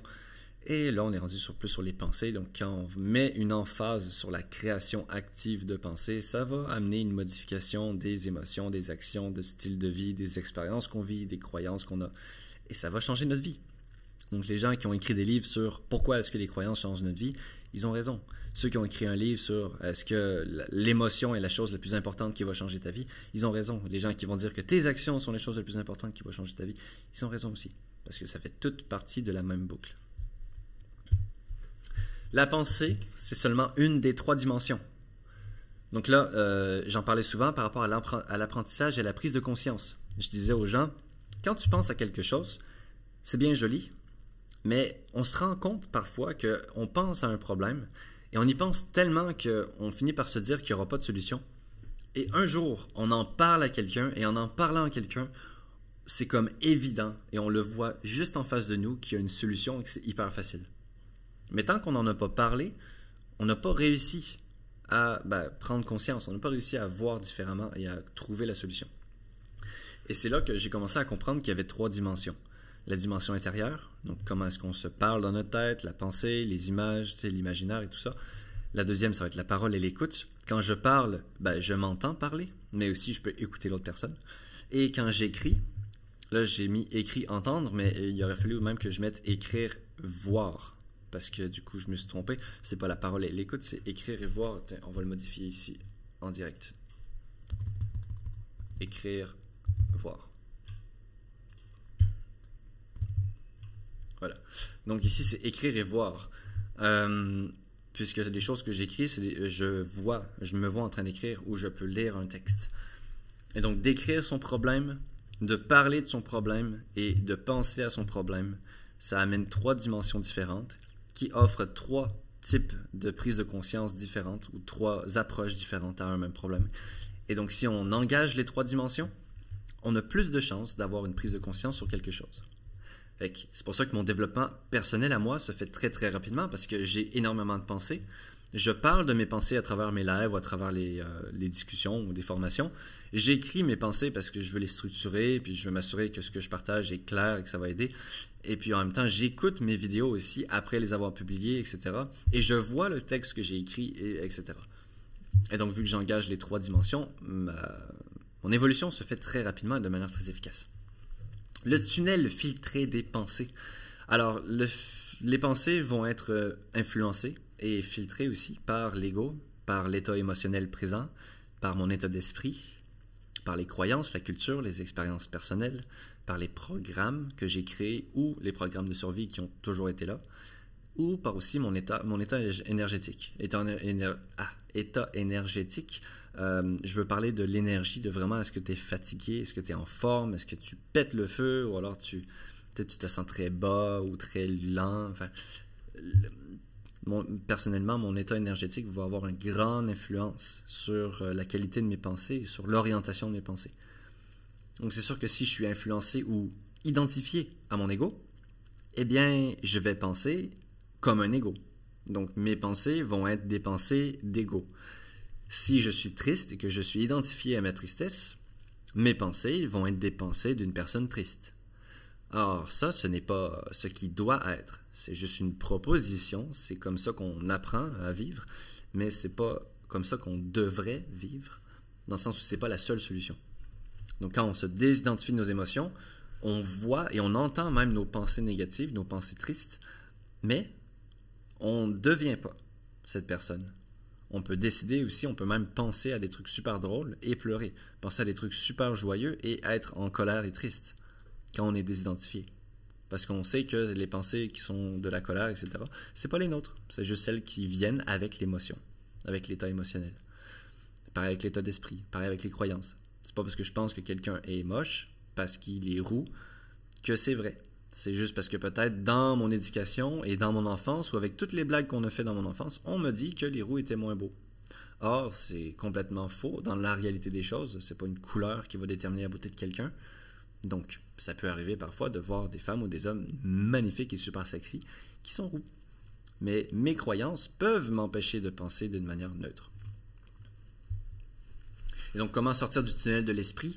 Ben, personnellement, j'ai pratiqué à grande échelle l'ouverture d'esprit et la curiosité, et ça a énormément de puissance, énormément de pouvoir sur ne plus être affecté par les 5 manipulateurs. Et le 5e accord Toltec, apprenez à écouter mais soyez sceptiques. Ça va justement, apprenez à écouter vos pensées, mais soyez sceptiques. Apprenez à écouter vos émotions, mais soyez sceptiques sur ce que ça vous amène à penser. Apprenez à écouter l'influence de vos croyances, de vos programmes, mais soyez sceptiques. Et évidemment, l'observation. Plus on observe et plus on sait plus on prend conscience du rôle de l'observateur et plus on se désidentifie et plus on se connaît et plus on arrive à pointer du doigt, à identifier et donc plus et moins on est influencé. Et donc, l'observation est toujours un outil miracle. Quelques citations que j'ai beaucoup aimées. Un problème n'existe que pour celui qui y pense. Alan Watt. Donc, si tu ne penses pas à un problème, il n'existe pas. Et c'est aussi simple que ça. Un problème mathématique ne sera un problème mathématique que pour celui qui va y penser. Avoir un problème de nourriture, c'est un problème de nourriture seulement pour celui qui y pense. Évidemment, dans certaines circonstances, certaines situations, c'est très difficile de ne pas penser à un problème. Et donc, le but, c'est de ne pas éliminer les problèmes de la vie. On reste quand même des êtres humains. On sait qu'il y a des problèmes on doit se pencher dessus. Mais c'est juste bon de se rappeler que parfois, on va vivre des choses comme des problèmes simplement parce qu'on y pense. Et simplement parce que peut-être même on y pense un petit peu trop. Donc après la deuxième citation, celui qui pense tout le temps n'a rien d'autre à penser qu'à des pensées. Ça, c'est très profond comme citation parce que celui qui pense tout le temps n'a pas le temps d'introspecter, n'a pas le temps d'écouter, n'a pas le temps de vivre des expériences, n'a pas le temps d'être présent. Donc, celui qui pense tout le temps ne vit pas.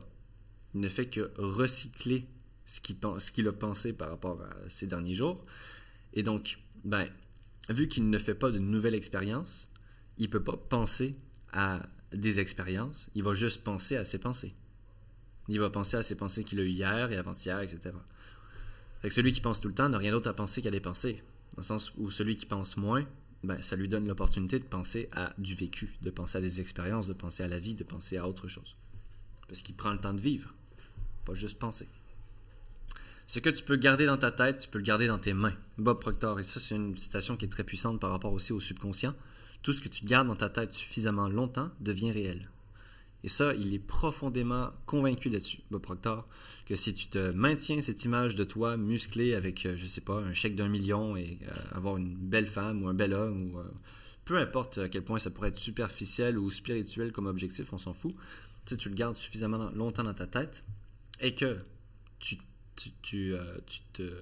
t'engages émotionnellement envers cette chose et que du coup, ça va naturellement t'amener à aller vers cette chose-là, ça va éventuellement se manifester dans le monde réel. La plus grande découverte de notre génération a été de s'apercevoir qu'un homme peut changer sa vie en changeant sa façon de penser. William James. Aussi simple que ça, tu deviens ce que tu penses, la plupart du temps. La qualité de ta vie est le reflet de la qualité de tes pensées. Nos pensées créent notre réalité. Toute chose est possible pour celui qui y croit. Ça vient de la Bible. Si tu penses en termes négatifs, il y aura des résultats négatifs. Et si tu penses en termes positifs, tu accompliras des résultats positifs. Que tu penses que tu es capable ou non, dans les deux cas, tu as raison. Et ça vient de Ford, Henry Ford. Si tu penses que tu vas pouvoir y arriver, tu vas y arriver. Si tu penses que tu ne peux pas y arriver, tu ne peux pas y arriver. Tu n'y arriveras pas. Il y a de fortes chances que tu n'y arriveras pas, en tout cas. Hey, relax! Ralentis! Parce que le flot des pensées, parfois, il peut aller un petit peu trop vite.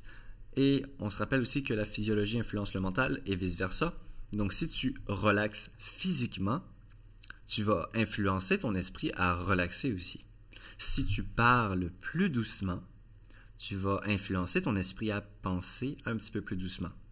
Et si tu prends aussi comme réflexe de prendre une pause avant de répondre à quelqu'un, j'avais fait ça justement avec Alex, c'est pendant que je parle, si dès que j'ai fini de parler, tu vas tout de suite me répondre, tu prends pas vraiment le temps d'intégrer ce que je viens de te dire. Alors que si tu prends un petit 2 secondes, tu intègres et puis tu laisses un petit moment de silence, et là tu réponds, déjà tu t'entraînes à calmer le flot de tes pensées, tu t'entraînes à calmer cette réactivité en toi, donc tu donnes un peu moins de pouvoir à ton subconscient, et tu reprends un petit peu plus de pouvoir en faisant, en fait, c'est une forme de pleine conscience.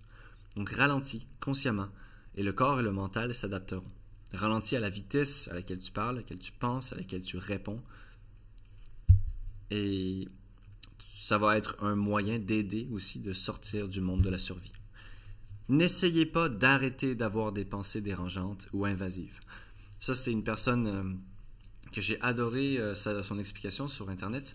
Il disait, lui, c'était une personne qui avait énormément de pensées invasives, surtout des pensées comme à chaque fois qu'il avait un couteau, il s'imaginait toutes les scènes où il pourrait se couper le couteau, ou alors de planter quelqu'un avec, ou de faire des choses. C'est vraiment très invasif et très dérangeant. Là, c'était vraiment très présent pour lui. Et donc, lui, ce qui l'a aidé, c'est qu'il a arrêté de se battre contre ses pensées. Il a juste commencé à ne plus prêter attention, puisqu'il avait compris que son cerveau lui donnait des cadeaux, cherchait constamment à lui donner des cadeaux, et que ces pensées-là étaient une forme de cadeau pour son cerveau, parce qu'il avait une pensée dérangeante, et là il devait se trouver une solution pour enlever la pensée, pour la transformer, ou pour s'en débarrasser, et quand il s'en débarrassait, il était soulagé. « Ah, yes, enfin je suis normal, enfin je pense d'une bonne manière. » Et là, il avait un bon sentiment, donc il avait un résultat positif au fait d'enlever ses pensées négatives. Et donc, dans son cerveau, ce qui s'est passé, c'est qu'il a fait le lien entre arrêter ou bloquer ou changer une pensée négative égale me sentir bien. Donc, vu que le cerveau, il veut que tu te sentes bien, son cerveau à lui, il a commencé à se dire, je vais lui envoyer plus de pensées négatives, plus de pensées invasives, comme ça, il va se sentir bien. Parce qu'il va trouver des solutions, puis quand il va trouver des solutions, il va se sentir mieux. Et donc, plus il se battait contre ses pensées, et plus il se battait contre ses pensées, plus son cerveau lui envoyait des pensées, parce que son cerveau se disait que c'est ça qu'il veut, et ça lui fait du bien. Donc, de juste comprendre qu'une pensée, c'est une pensée, et de revenir à la source, que tu es l'observateur, et que donc la pensée ne t'affecte en rien, elle ne te définit en rien, et vraiment d'intégrer cette chose-là, vraiment de la comprendre, à travers la méditation guidée que j'ai fait aussi, c'était dans ce but-là, de vraiment intégrer qui je suis. Il n'y a plus besoin de se battre, il n'y a plus besoin d'arrêter quoi que ce soit. C'est juste comprendre et voir les choses pour de vrai. De voir que ces pensées-là, oui, aussi invasives qu'elles soient, ce ne sont que des pensées. Et d'arrêter de se battre avec. De juste se concentrer sur ce qu'on veut. Donc de mettre plus d'énergie dans ce qu'on veut, et dans une vision saine, et dans quelque chose qui nous convient. Et ça va naturellement diminuer le pouvoir aux choses qu'on ne veut pas. Donc de un, tu n'es pas tes pensées. De deux, avoir des pensées, ce n'est pas faire. Si tu commences à faire ce à quoi tu penses, dans ce cas-là, oui, là, c'est différent. Et de trois, ben, personne ne sait ce que tu as dans ta tête. Personne ne sait ce à quoi tu penses. Alors, comme le vent dans l'air, elles viennent et elles vont. Mais tu peux penser à des choses atroces. Ben, tu te sens pas vraiment coupable parce que personne ne les entend, tes pensées. Mais là, c'est juste, encore une fois, si ça vient très très souvent, pose-toi les questions. Pourquoi est-ce que ça vient aussi souvent? Donc, de plus, ce sur quoi tu te concentres grandit. Donc, si tu te concentres sur tes pensées, tu leur donnes de l'importance et ton cerveau, il enregistre ça et il va se dire c'est important. La pensée positive, est-ce que c'est toxique? Oui, si tu es dans le déni. Et non, si tu es dans le mode chercher la solution et être optimiste. Se dire que tout va bien quand on est en dépression, c'est du positivisme toxique. Se dire que tout va bien quand ma maison brûle, c'est être dans du positivisme toxique. Non, tout va pas bien, ma maison est en feu. Non, tout va pas bien, je suis en dépression. C'est être dans la réalité des choses. Mais de se dire qu'il va y avoir une solution, que je vais m'en sortir, d'être dans le positivisme, dans l'optimisme, de chercher une solution, ça, c'est pas toxique. Mais d'être dans le déni des choses, oui, ça peut l'être. Il y a un très bon exercice pour ça, on en avait parlé avec Mathieu, il me semble, au début. C'est le défi, ou plutôt l'exercice du miroir. C'est vraiment se mettre face à soi-même dans le miroir et se dire les choses telles qu'elles sont. Si je me trouve gros, je me traite de gros. Si je me trouve laid, je me traite de laid. Si je me trouve stupide, je dis que je suis stupide. Pas dans le but de me rabaisser, pas dans le but de me détruire, mais juste dans le but de arrêter d'être dans le déni des choses, de me trouver une colère ou une frustration qui va me donner une énergie de contrôle pour faire face aux choses. Et à partir de là, on peut faire un changement. Tant et si longtemps que je suis dans le déni que je ne suis pas productif, que je suis procrastinateur, que je ne fais pas grand-chose, que je suis faible d'esprit, que je me laisse influencer ou que je me laisse distraire partout, tant que je suis dans le déni et que je me dis non, moi je suis une bonne personne, je suis concentré, j'ai fait ci, fait ça, je sais plein de choses, je m'empêche de progresser. Et là, je parle d'expérience personnelle parce que c'est ce que je vis. Et tant que je suis dans le déni d'être dans ce qui se passe réellement, je m'empêche de progresser. Et lorsque j'ai arrêté d'être dans ce positivisme toxique, là, dans ce monde rose, et je me suis mis en frustration, en colère envers moi-même, me dire je suis vraiment pas productif, en ce moment je suis ultra distrait, j'ai très peu de discipline, et vraiment je me vois tel quel et je fais face aux choses telles qu'elles sont. Ça m'amène aussi une certaine colère, une frustration, ça m'amène une énergie avec un sentiment de contrôle, et c'est cette énergie-là qui donne beaucoup de pouvoir pour agir, pour changer les choses. Et c'est en partant d'une frustration qu'on a souvent des changements très puissants. Parce que ça donne une très forte énergie, la colère. C'est pour ça qu'on en parlait aussi la semaine dernière par rapport aux émotions. Les émotions ne sont pas bonnes ou mauvaises, c'est juste ça dépend du contexte dans lequel elle est exprimée. Là, si c'est par rapport à moi-même et que je sais ma valeur, je sais que je ne suis pas une mauvaise personne, je sais que je ne sers pas à rien, je sais, etc. Mais je fais face aux choses, je fais face à la réalité de là où je suis et je me sers de la frustration du décalage entre ce que je veux et là où je suis pour avoir une énergie d'action et mettre en place un plan, mettre en place quelque chose pour arrêter d'être là où je ne veux pas. Ben, ça rend les choses beaucoup plus concrètes que si je reste dans un nuage que non, tout va bien, je vais m'en sortir, ça va s'améliorer tout seul, etc. Ça va peut-être s'améliorer, mais c'est juste que ça peut être très très fort de prendre cette énergie. C'est de la colère, de la frustration, mais quand c'est bien transféré, c'est très puissant. C'est très positif. J'espère que là-dessus aussi vous me comprenez, que ça c'est pas mal interprété. Sinon, faites-moi en part. Le premier défi, c'est d'arrêter de voir les choses. Non, pas de souci. Ok, parfait. Toi, pareil pour Merlou? Oui. Ok. Sois en colère. Frustre-toi contre toi-même parfois. Ça fait du bien. Le premier défi, c'est d'arrêter de voir les choses pires que ce qu'elles sont, mais de voir les choses telles quelles, neutres. Et après, éventuellement, prendre la force de le tourner au positif. Ça, c'était Tony Robbins qui le disait. Il disait, tu sais, mon objectif, c'est pas que les gens arrêtent, c'est pas que les gens soient positifs. Il disait que mon objectif, c'est déjà que les gens arrêtent de voir les choses pires que ce qu'elles sont. Ça, déjà, c'est un très, très grand pas vers l'avant, que les gens arrêtent de voir les choses pires que ce qu'elles sont. Et au moins, voient la réalité telle qu'elle est, sans l'empirer. Ce serait déjà un très, très, très beau développement. un très beau pas de fait. Et ensuite de ça, ben là, tu peux commencer à voir les choses neutres ou mieux que neutres. Répondre à ses pensées, ça peut être très très sain aussi. Hein, quand tu dis j'ai peur que je me fasse mal, j'ai peur de ne pas réussir. Ok, pourquoi est-ce que j'ai peur de me faire mal? Pourquoi est-ce que j'ai peur de ne pas réussir? Selon quoi? Selon qui? Qui me dit ça? Est-ce que c'est réellement moi qui me dis ça ou c'est mes parents ou c'est mes amis qui me disent que j'ai pas peur, que je devrais pas réussir ou que ça fait peur ou que c'est mal ou que c'est pas bon, etc. Est-ce que ça pourrait vraiment se passer de ne pas réussir? Est-ce que ça va vraiment me faire mal? Et si ça se passe, est-ce que ce serait si grave ou est-ce qu'il n'y aurait pas quelque chose pour lequel je pourrais avoir un certain contrôle et m'assurer que même si j'y vais, je pourrais diminuer la probabilité que ça va me faire mal ou que je vais avoir peur, etc. Donc juste, il y a des pensées comme ça qui vont venir de manière automatique. Et ça va réduire l'automatisme de ces pensées si je commence à me poser des questions, à parler avec moi-même, à avoir un certain dialogue avec moi-même et mes pensées. Et c'est très très sain, parce qu'on enlève le schéma d'automatisme, on enlève cette impulsion. On va remettre en question les impulsions. Et plus on les remet en question, plus on les décrédibilise, parce que très souvent, elles n'ont rien à faire là. Et plus on va avoir des pensées qui vont être utiles, saines.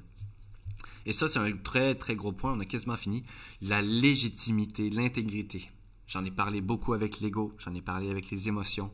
J'en ai parlé parce que c'est un gros point du subconscient qui veut être en accord. Il veut être en lien avec l'image qu'il a de lui, avec les croyances qu'il a intégrées, avec tout ce à quoi on s'est identifié. On veut être intègre à ça. Et naturellement, ça va affecter nos pensées. Je ne me sentais pas légitime d'être heureux si je ne suis plus avec l'autre personne, si je ne suis plus avec ma femme, mon homme, mon enfant, etc. Ça, c'est comme si ça voudrait dire que je n'ai jamais aimé l'autre. Selon ce concept de légitime, là, c'est je ne peux pas être heureux si la personne n'est plus dans ma vie, parce que si je suis heureux, ça veut dire que je n'ai jamais aimé la personne. Ça, c'est un genre de réflexion très inconscient, un genre de réflexion aussi très peu réfléchi, parce que quand on comprend la réalité, on comprend comment sont les choses, on comprend on comprend le changement en fait. La loi de l'univers, là, que tout change et que c'est pas parce que j'ai aimé quelqu'un avant que je dois l'aimer pour toujours et que je dois être blessé de sa non-présence jusqu'au restant de ma vie. Non, c'est pas parce que je guéris justement de la présence d'une personne ou d'une blessure que ça remet en cause ce que je ressentais à l'époque.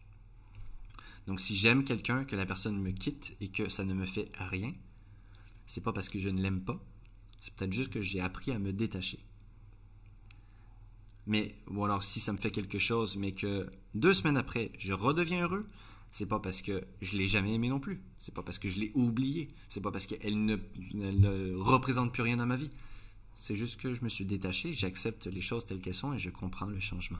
Donc c'est un manque de réfléchi, de penser que... Mais c'est tout à fait normal, hein. C'est légitime, encore une fois, dans la vie personnelle des gens, dans là où ils sont, dans leur mode de réflexion, ils vont vraiment penser que c'est légitime. Et selon leur vécu, ça va vraiment être légitime. Mais dans la réalité neutre, objective, ça n'a rien de légitime. C'est pas parce que tu as perdu ton enfant. C'est très difficile, c'est très souffrant, c'est très lourd. Mais c'est pas parce qu'on a perdu son enfant qu'on n'a plus le droit d'être heureux. J'en parle parce que j'ai vu quelqu'un qui était comme ça. Et lorsqu'on a fait un recadrage et qu'on a commencé à se mettre plutôt à la place de l'enfant, ton enfant qui n'est plus là, qu'est-ce que tu penses qu'il voudrait pour toi? Par amour, lui qui t'observe, qu'est-ce qu'il veut pour toi? Est-ce qu'il veut que tu restes triste parce qu'il n'est plus là? Est-ce que c'est réellement ce que lui voudrait? Est-ce que c'est réellement ce qui est le mieux, le plus légitime, le plus logique ou ce que tu mérites? Est-ce que tu ne mérites plus d'être heureuse parce que tu n'es plus ton enfant? Qu'est-ce que ton enfant penserait de ça?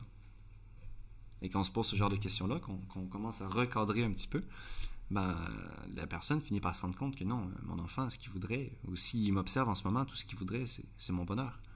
Et c'est que je continue, et que je continue ma vie. Donc ça, c'est vraiment juste ne pas comprendre le changement de manière générale. Quand on se laisse affecter par ce genre de pensée. Changer l'histoire qu'on se raconte à soi-même, hein, ça c'est un petit peu ce qu'on vient de dire aussi. Je dois être triste parce que j'ai vécu tout cela, c'est normal. Je dois être malheureux parce que j'étais mauvais, parce que j'ai blessé des gens. Je dois devenir triste, c'est mon destin. C'est du gros bullshit. C'est un gros manque d'estime de soi, c'est des croyances complètement faussées, c'est ne pas comprendre ce qu'est le monde, ce qu'est la réalité. C'est être piégé dans ses croyances, piégé dans ses émotions, piégé dans son ego. C'est être identifié à toutes ces choses-là. Et donc, ça amène un point de vue très, très, très, très biaisé, très toxique aussi. Et donc, tout ça, c'est de la grosse bullshit.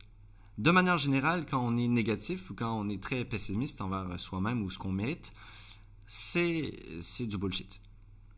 De manière à si tu penses que tu ne vaux pas autant, voire plus que Dieu, peu importe ton image de Dieu, c'est que quelque part, tu es biaisé par les croyances. Parce que tu mérites absolument tout ce que tu veux avoir. C'est parce que c'est toi qui décides. Donc, il n'y a pas de question de tu ne mérites pas quoi que ce soit. C'est juste, selon moi, le mérite, c'est juste tu mérites le résultat de tes actions. Donc, si tu veux être heureux, entreprends des actions pour être heureux. Et si tu deviens heureux, ben, tu auras mérité ton bonheur, puisque tu auras fait ce qu'il faut pour l'avoir, ton bonheur. Pour moi, ça me semble être aussi simple que ça. Donc, c'est un point de vue limité par l'expérience, un point de vue limité par une connaissance, petite connaissance, par l'illusion de la perception. Et ça veut dire être aveugle à la réalité tant et aussi longtemps qu'on est identifié. Et donc ça va amener justement des problèmes d'estime de soi, des problèmes de confiance en soi. Et vraiment, je mets l'emphase là-dessus, là, ce que je dis, il ne faut pas se sentir mal par rapport à, si jamais vous vous identifiez à ce que je dis, ne pas se sentir mal par rapport à là où vous êtes, parce que c'est tout à fait OK d'être dans ce monde. C'est tout à fait normal même pour certaines personnes qui ont vécu des expériences très difficiles, qui ont vécu des moments très traumatisants ou qui ont eu qui ont eu beaucoup de difficultés par rapport même à des petites expériences. Mais c'est pas que l'expérience soit petite ou grosse, que tu sois fait, que ta famille se soit fait massacrer ou alors que tu aies juste perdu ton petit chaton quand tu avais 5 ans. On s'en fout de l'expérience parce que ce qui est important dans ton monde, c'est comment toi tu l'as vécu. Donc, si toi, tu l'as vécu d'une manière très difficile, si toi, tu as développé des pensées, des croyances très, très limitantes, c'est OK. Et c'est normal, vu ton vécu et vu comment tu as vu les choses à l'époque. Maintenant, le but, c'est juste de faire face à la réalité, que ça, du coup, ce n'est qu'une illusion et que la réalité est bien plus belle que ça. Après, ça peut être une croyance, ça va devenir une réalité, mais juste de se laisser peut-être l'idée en tête que ça peut aller jusque-là. Que je peux arrêter de penser des choses négatives envers moi-même, que c'est possible. Si on se laisse l'idée, on ouvre la porte à la possibilité, au moins on se donne une chance d'y arriver. Alors que si on reste fermé sur l'idée que c'est impossible, ben ça va être impossible, comme il disait Henry Ford. Si tu penses que c'est pas possible, ben, ce sera pas possible. Si tu penses que c'est possible, ce sera possible. Tu peux évaluer que tu as fait une mauvaise action ou une erreur, c'est OK, mais tu n'es pas juge, ce n'est pas à toi de te punir. Tu ne mérites aucune punition. Le simple fait d'être conscient d'avoir fait une erreur en soi, c'est une punition. On avait sorti une citation la semaine dernière justement par rapport à ça, que l'être humain est le seul animal sur Terre qui se punit plusieurs fois pour la même erreur. C'est vraiment le seul à faire ça. Est-ce que ou peut-être, je pense que c'est une citation générale parce que je pense qu'il y a de la rancune envers chez certains animaux. Mais bon. Est-ce que les bonnes personnes peuvent avoir de mauvaises pensées? Et est-ce que les mauvaises personnes peuvent avoir des bonnes pensées? Oui, évidemment, puisque les pensées ne nous définissent pas. Je suis l'observateur, et le contenu de mes pensées ne me définit pas. Et enfin, le subconscient, juste reprendre quelques petits points de subconscient. L'esprit conscient, donc penser et les mémoires. On peut penser au passé. Et on peut penser au futur, prédire et imaginer.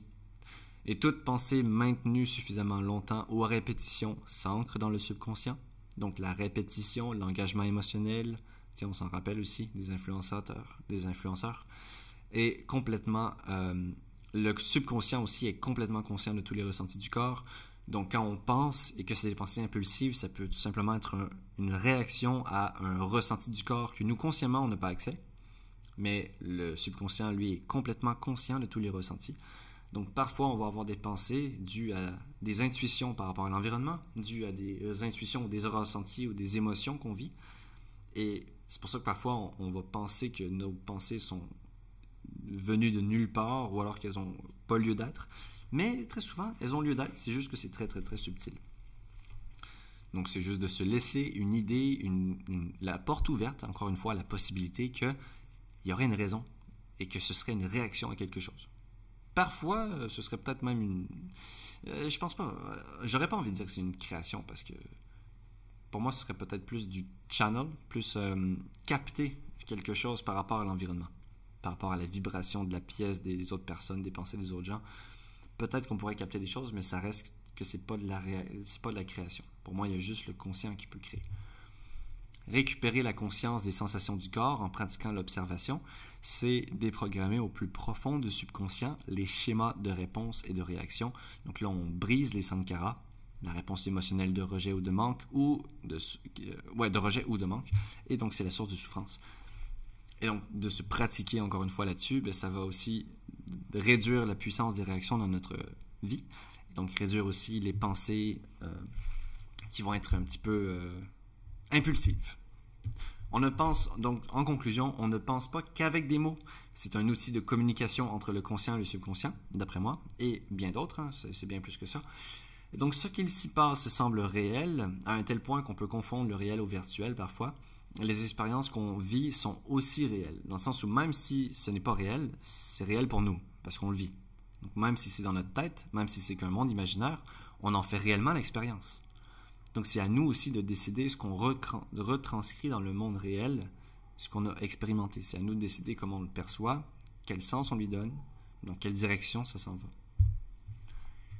Et voilà, voilà. Ok. Il y a sûrement plein d'autres choses à dire, mais pour l'instant, c'est ce qui me venait.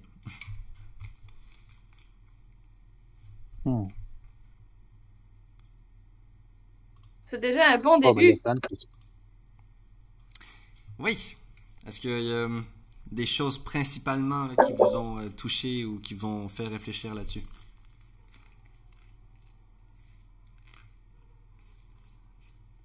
Ils ont des points clés de cette formation.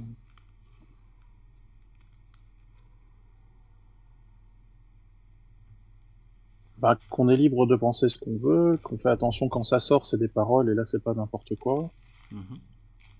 Qu'on peut organiser nos pensées en fonction d'objectifs. Là, dans ces cas-là, on réfléchit. Ouais.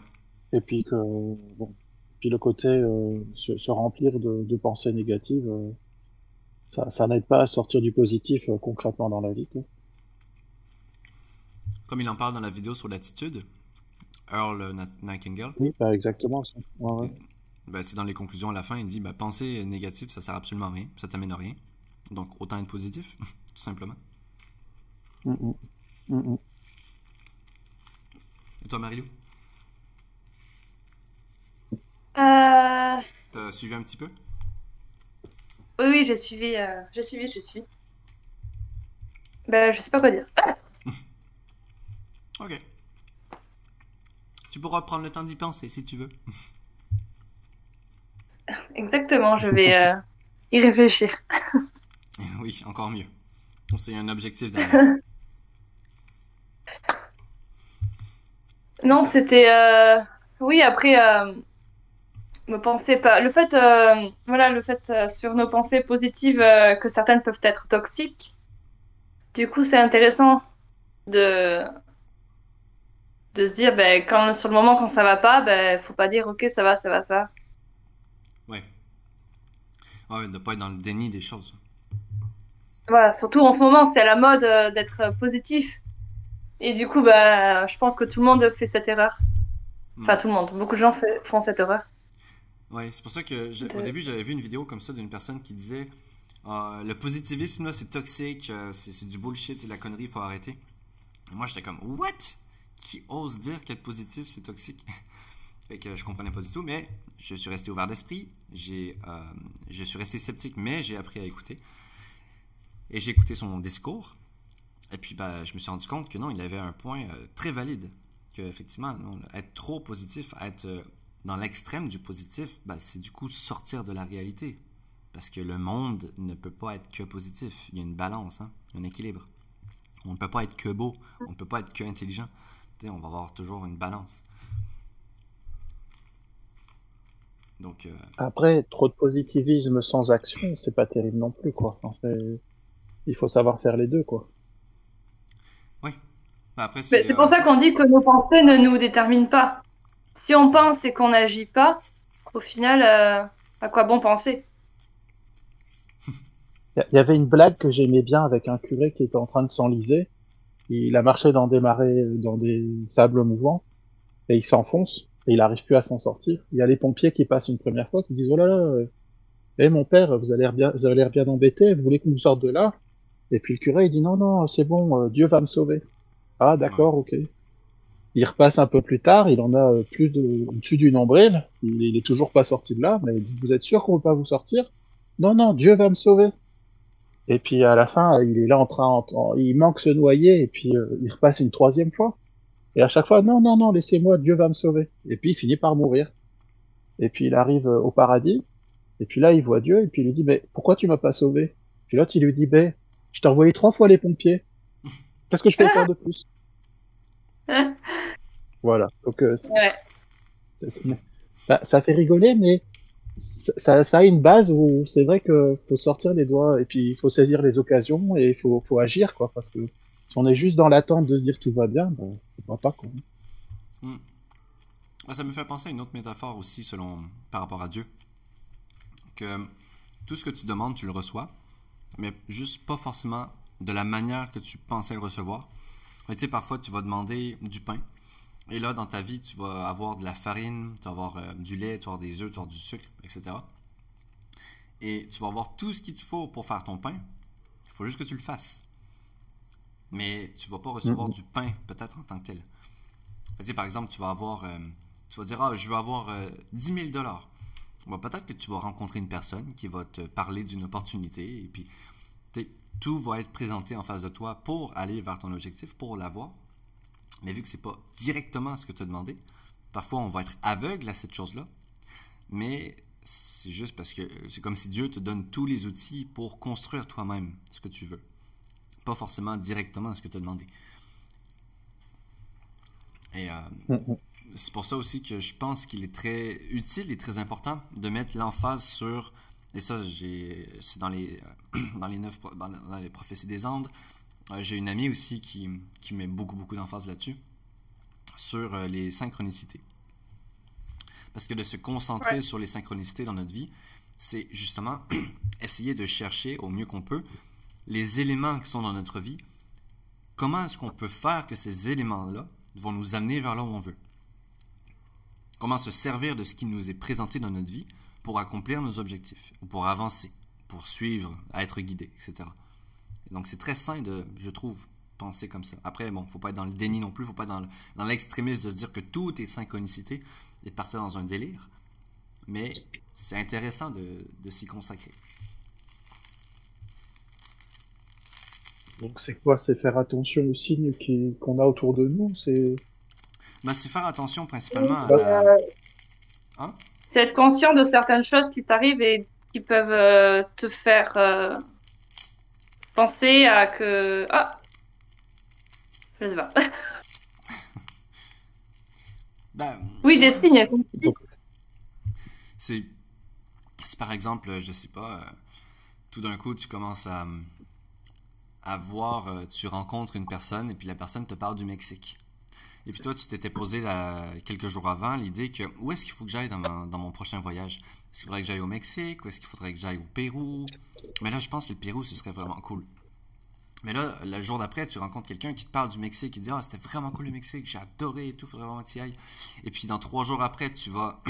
je sais pas, tu rencontres une personne, la personne te dit « Ah, il faut qu'on aille dans un restaurant, c'est le meilleur restaurant que j'ai jamais vu, il faut absolument que je te le montre. » Et puis là, c'est un restaurant mexicain.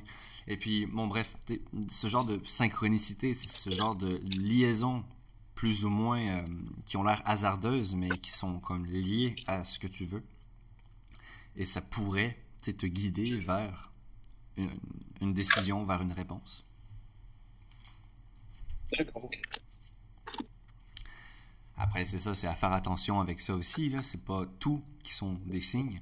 Tu sais, si tu commences à voir, ok, là, c'est un papillon jaune, ça veut dire que je suis sur le bon chemin, ça veut dire qu'il faut que je quitte la personne avec qui je suis, parce que ça fait 3 papillons jaunes que j'ai vu aujourd'hui, et tu sais, il y a une synchronicité, là, le 3, là, j'ai fait 3, là, ça veut dire qu'il faut quitter, enfin bref, là, tu quittes la personne, et puis, ben, tu fais peut-être la pire erreur de ta vie. Mais... c'est pas tout qui sont des synchronicités, mais je pense que les synchronicités, tu ne les cherches pas. Tu vas pas essayer de trouver les synchronicités. Tu vas juste garder ça en tête, dans ta conscience, et c'est elles qui vont venir à toi.